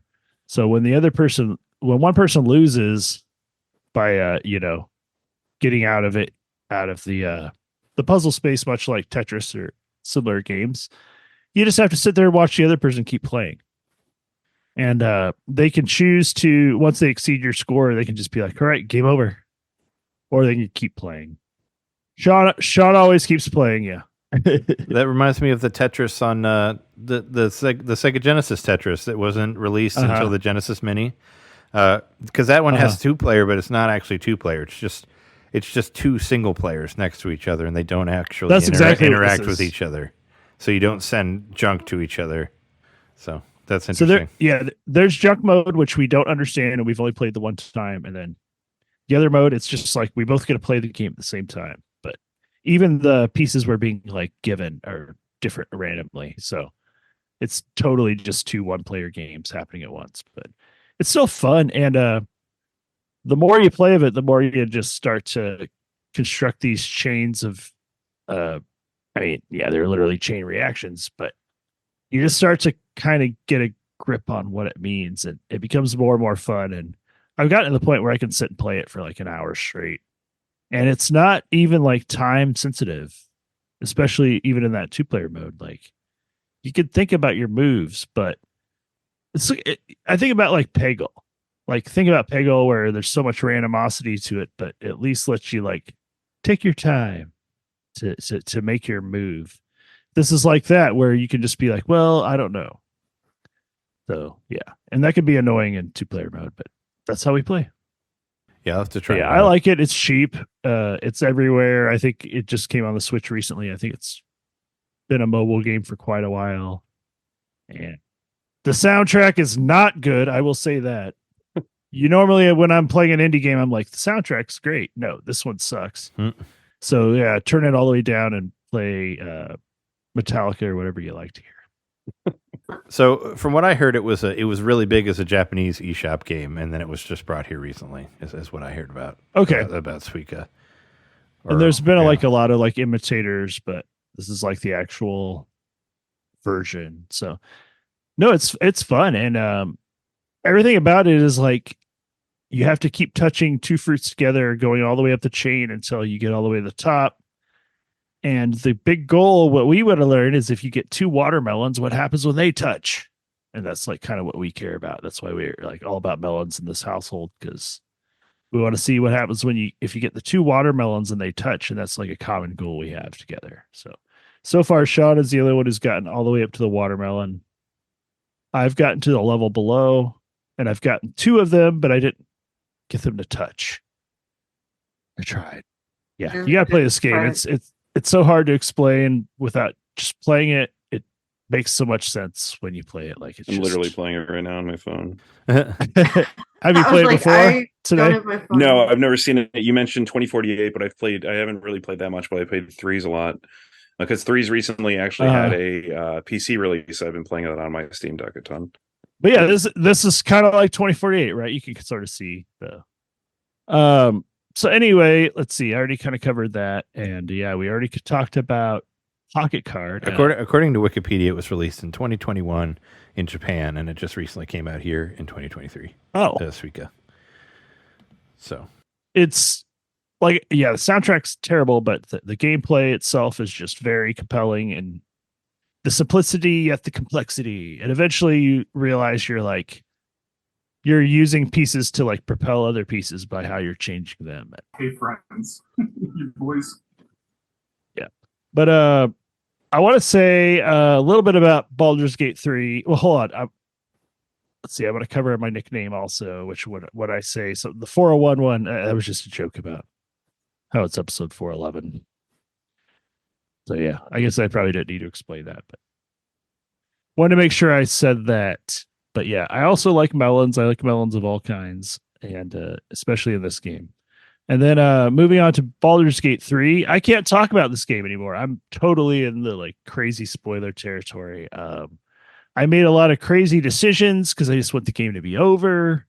And yeah, I can't talk about it anymore, but I am on the final battle. It's a very complex, multi-tiered kind of scenario, and maybe I'll have it beat by next week. Maybe I won't, but I know for a fact I'm on the final battle because context. That's all I can say. And then lastly, I listened to a Retronauts episode this week where they were talking about remakes versus remasters, and not exactly a new topic for a podcast, but they happen to cover the Resident Evil 4 remake, which I've only heard good things about, really, but I never got around to playing beyond the demo. But I played through the demo 3 or 4 times. I liked it enough, so finally I was like, I'm gonna see if it's on sale. If it's on sale, I'm gonna buy it, and it was on sale on the PS5, so I bought it and I love it. It's so good. I figured you'd get it eventually when it was on sale. It's so good. It's like Resident Evil 4 all over again, like you never played it before, but it's sort of familiar, but it's not. Like, it'll throw you for a loop every time you think you know what's going to happen next, but then you also just keep having these deja vu feelings when you're traveling through the environment. And I really love it. Like, I've probably put about 2 hours into it, I would say. I don't know if I'm going to fight the lake beast first or if they're changing the order of the bosses, but I'm right by the lake. And all I can say is, now that I've actually gotten into the game and I've like met the shopkeeper and I'm into the economy and stuff, like it's a blast. And that's a game I would like to be playing right now. Like, I'm just thinking about it at this moment, because wow, what to play PS5, to play Resident Evil 4 all over again as though I never played it. Like, you don't get that chance much with games beyond like brain injury or something. And I actually get to do that with this game, and I'm excited. Resident Evil 4 is literally the only Resident Evil game I've never played in any iteration. Oh, at all? Even though it's been released like a million times on various systems? Yep. And I always meant to get around to it. I never did. And I really need to change that. I actually own the remake even. I just haven't gotten around to it. I will say, like, when I played the demo the first time of the remake, I wasn't super keen on it. And just because the controls are all wonky and they don't make sense. But then I went back and played a little bit more of the original that I have on the Switch, because like Trey said, it's on everything. and I've put like 60 or 70 hours into the Switch version. So I went back to it. I'm like, holy crap, these controls are so wonky. Like, you just have to they suck. adjust to that wheel. You have to put yourself back into that place, and then you're enjoying it. You gotta, like I said before, Tomb Raider. You gotta make your mind. Yeah. You gotta commit to the tank controls. Because the tank controls are still there. Yeah. The controls are so fun and familiar. If you've played any other third-person like action game, like, it feels very Souls-like, except for the fact that you can't roll. You can't do the roll dodge. Otherwise, like, all the controls make total sense, and especially with inverting the y-axis in like all my aiming stuff. Like, I've been having a blast with it. I haven't found it too challenging. I've got it on the normal difficulty, so I'll probably play through it, beat it, do New Game Plus, and then maybe eventually I'll do the hard mode. But I love it so far. It's fun. It's like experiencing the game all over again in a new way, and not even in like a hokey, like modernized way. Just like, if the game were made today, this is what it would be like. But it's the same game. It's still just as campy and cheesy as it ever was. If it's anything like Village, it'll be like you play it once and then you want to play it again, and you unlock more stuff, and then you want to play it again and again, and again. And eventually you'll unlock like unlimited ammo and lightsabers, which and is what other I shit mean, the you can original get. Resident Evil 4. That's the only Resident Evil 4 game I've ever finished because of that New Game Plus mode, where you can just keep getting, like, your second run of that game can just be you like rocket blasting everybody in one hit, and it's so great. It feels so good to go back to those areas that were so scary and stressful and just one shot everything. I love it. This is my kind of game. I love these action RPGs, if you even want to call it that, where you can just mop the floor later with things that used to terrorize you. That's pretty much it, though. Cool. Is there any news stuff that we need to talk about? I don't really. It's not really. I mean, the aside from Pokemon and all Direct that. was the big one. Yeah, that was the big news. I have not played the Splatoon 3 side order. In fact, I haven't bought it. I also want to buy Pentiment. I kind of want to, so but I've thought about it. I wanted to, but in where I was, I've been traveling a lot for work, and the last hotel I was at, I could not connect to the internet with my Switch, so I was like, "There's no reason to get Splatoon 3 because I probably can't play it online. Because don't you need to play it online or something, or maybe you don't? I don't know." But anyway, I heard it was cool. It looked fun, but also I have bought other stuff that I'm still playing, so I haven't gotten around to it yet. But want to at some point. I've got a lot going on this year. In fact, here in just less than 4 weeks, I will be going on a road trip all the way across the West in a big van. That's going to be fun. And then I'm getting married later this year. So yeah, I've just got, you got a lot. Thank you. Yeah, I've got a lot of stuff to where I actually have to be like, do I buy this game now? And yes, I did buy the remake, but I as far as buying brand new Nintendo games, it's gonna be a little rougher for the next year or so. I mean, Pentiment's only $20, and so is Splatoon. And that might be a good game to play on the road. Actually, yeah, Pentiment would be a good one to take with me because I can bring my Switch with me on the road. But yeah, a big chunk of next month is going to be me away from my games, and I don't know how I feel about that. Bring all your portables. Yes, that's how you do it. Artiboy FX. Bring your 3DS. Game Boy Advance. Bring your 3DS. 3DS, yes. Bring your 3DS. The 3DS was a good system. Maybe I'll get the VR thing working on the Virtual Boy thing working on it before then. I really want to get that thing working. I guess that's the we didn't talk about it yet. That is news that I want to talk about. So somebody got I mean, you have to mod your 3DS, but I really, really want to just to try this. But somebody got it to where you can download it. It's completely free. You can get this 3DS game that basically puts not 3DS. You can play all the Virtual Boy games on the 3DS through this modded software. You have to mod your 3DS to use it. But I've heard it works great. It runs at the same speed as the Virtual Boy. You can change the color if you want to. It doesn't have to be red all the time. You can make it white or blue or whatever. It gives you the full spectrum of colors. I guess the only negative thing I've heard is you can't really adjust the 3D. It's either like full as 3D or not 3D. But still, just the fact that you could play it in 3D on a 3DS is pretty amazing. And you can play even the Shin Megami Tensei game that was only in Japan, is on there, like the Jackfruit game or whatever, which is supposed to be really cool. And there's Jack Bros. Yeah, and there's two different Tetris games that are on there as well that you can play. It's basically every Virtual Boy game that came out you can play in 3D. I want to play Waterworld on your 3DS, and yeah, it's. I have that. It is basically you do have it? Tiger. Yes, I do. It's your basically 3DS or your Virtual Boy still works. I take it. Yes, and actually, ironically, the one behind me doesn't. That one's beautiful. It's gorgeous and great shape, though. I just got to resolder the lens because the lenses come unstuck. Yeah, both of mine are like that. Mine broke too. I mean, I could fix it. I just haven't gotten around to it yet. But I have a working one in my closet. It's a little banged up, but that's the one I take out to actually play. But yeah, I have Waterworld. It's awful. I don't know if you've actually ever played it. Sure it's worse than you think. Do you repair Virtual Boys? Yes, I could repair them. Yeah. Holy shit. Yeah. You might be my person. We both have broken console.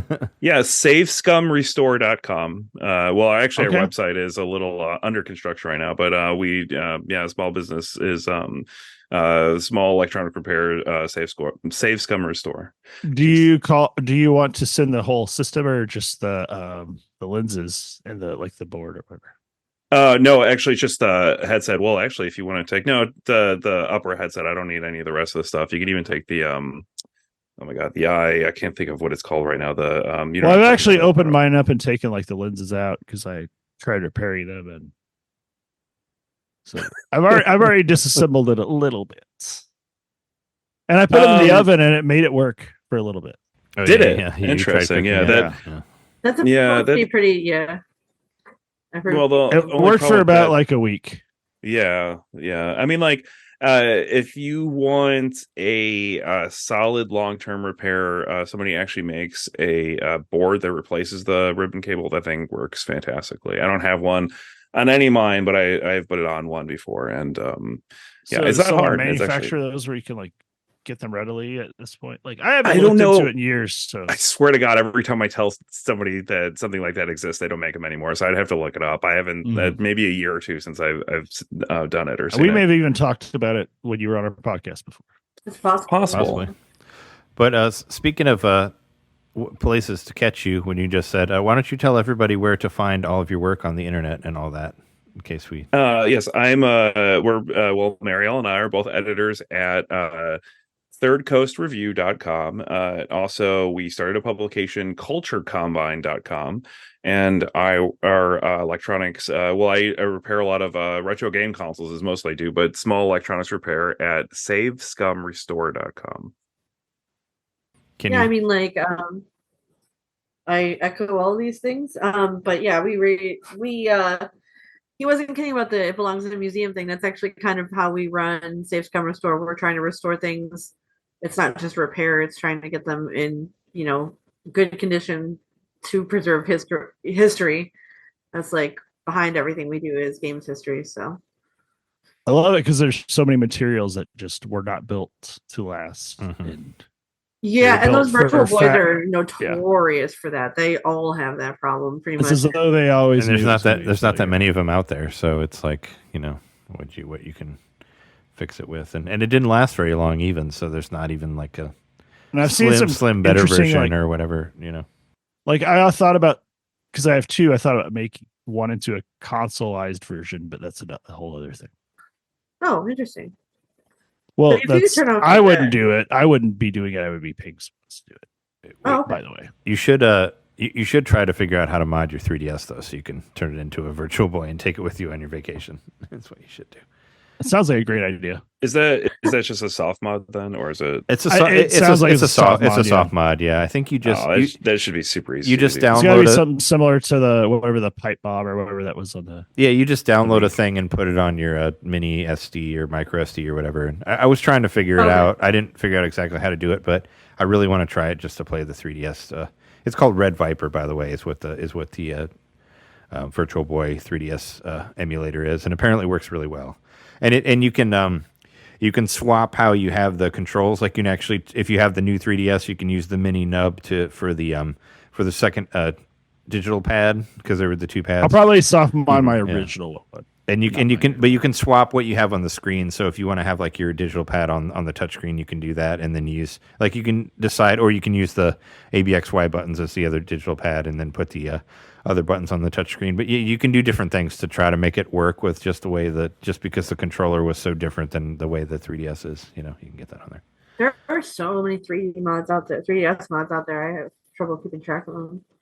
It's still a super popular. I just want one to be accessible. If you look up if you look up Red Viper, there's kind of like a how-to showing you how to solve. Because I think there's an Oculus one, which I don't own an Oculus, but if I ever got an Oculus, that's one of the first things I would do. Is put Virtual Boy games on it. Yeah, I heard about that too. It'd be like, Beat Saber, then Virtual Boy, and then I'd be like, that's all I need. But then you want other things. But yeah, thank you so much for joining us, Antal and Marielle, and thanks for having us. And thanks for showing us. Yeah, we appreciate you showing up. Thanks for showing us the Wii, the ATI Wii. It's very cool. I'd never heard about it before, and it's definitely that could have been some of the very first Wiis ever. Before the millions that they sold or whatever. So. Yeah, and I'll be surprised if you ever see one again. But if you do, let us know. Yeah, I know. I'm very curious. Anyone who has any information about it, man, let us please. know. Yeah, definitely. Yeah. We're here to hopefully amplify that and get more eyes on it. That would be amazing. Everybody, check out the Culture Combine and Third Course review and all that. I'll put links on the description so you can find it there. And thanks again for joining us. And if you want to support our show, NintenDomain, go to patreon.com/NintenDomain podcast, and you can hear bonus episodes and WRT radios and see the early videos of us recording and all that stuff on there. And also youtube.com/NintenDomain podcast. You can find my wrestling stream on there and other stuff. I was trying to do first person stuff, but then I was not around. I really wanted to do a stream of Dark Forces, but I can't do it now because I'm elsewhere. But yeah, you can find all that there. You can find us on Twitter and Blue Sky. I'm at Ninten_domain on Twitter, and Jeremy's at JMaxTech. I think Blue Sky, just look up NintenDomain. You can find it there. And all that stuff. And yeah, thanks for being on the show, and thanks everybody for listening to us. We've been your hosts. I'm Trey Johnson. I'm Jerry Mikowski. And our special guests. I'm Marielle Bokor. And I'm Antal Bokor. Awesome. And thanks everybody for listening. We'll see you next time. See ya. Thanks, guys. It was fun.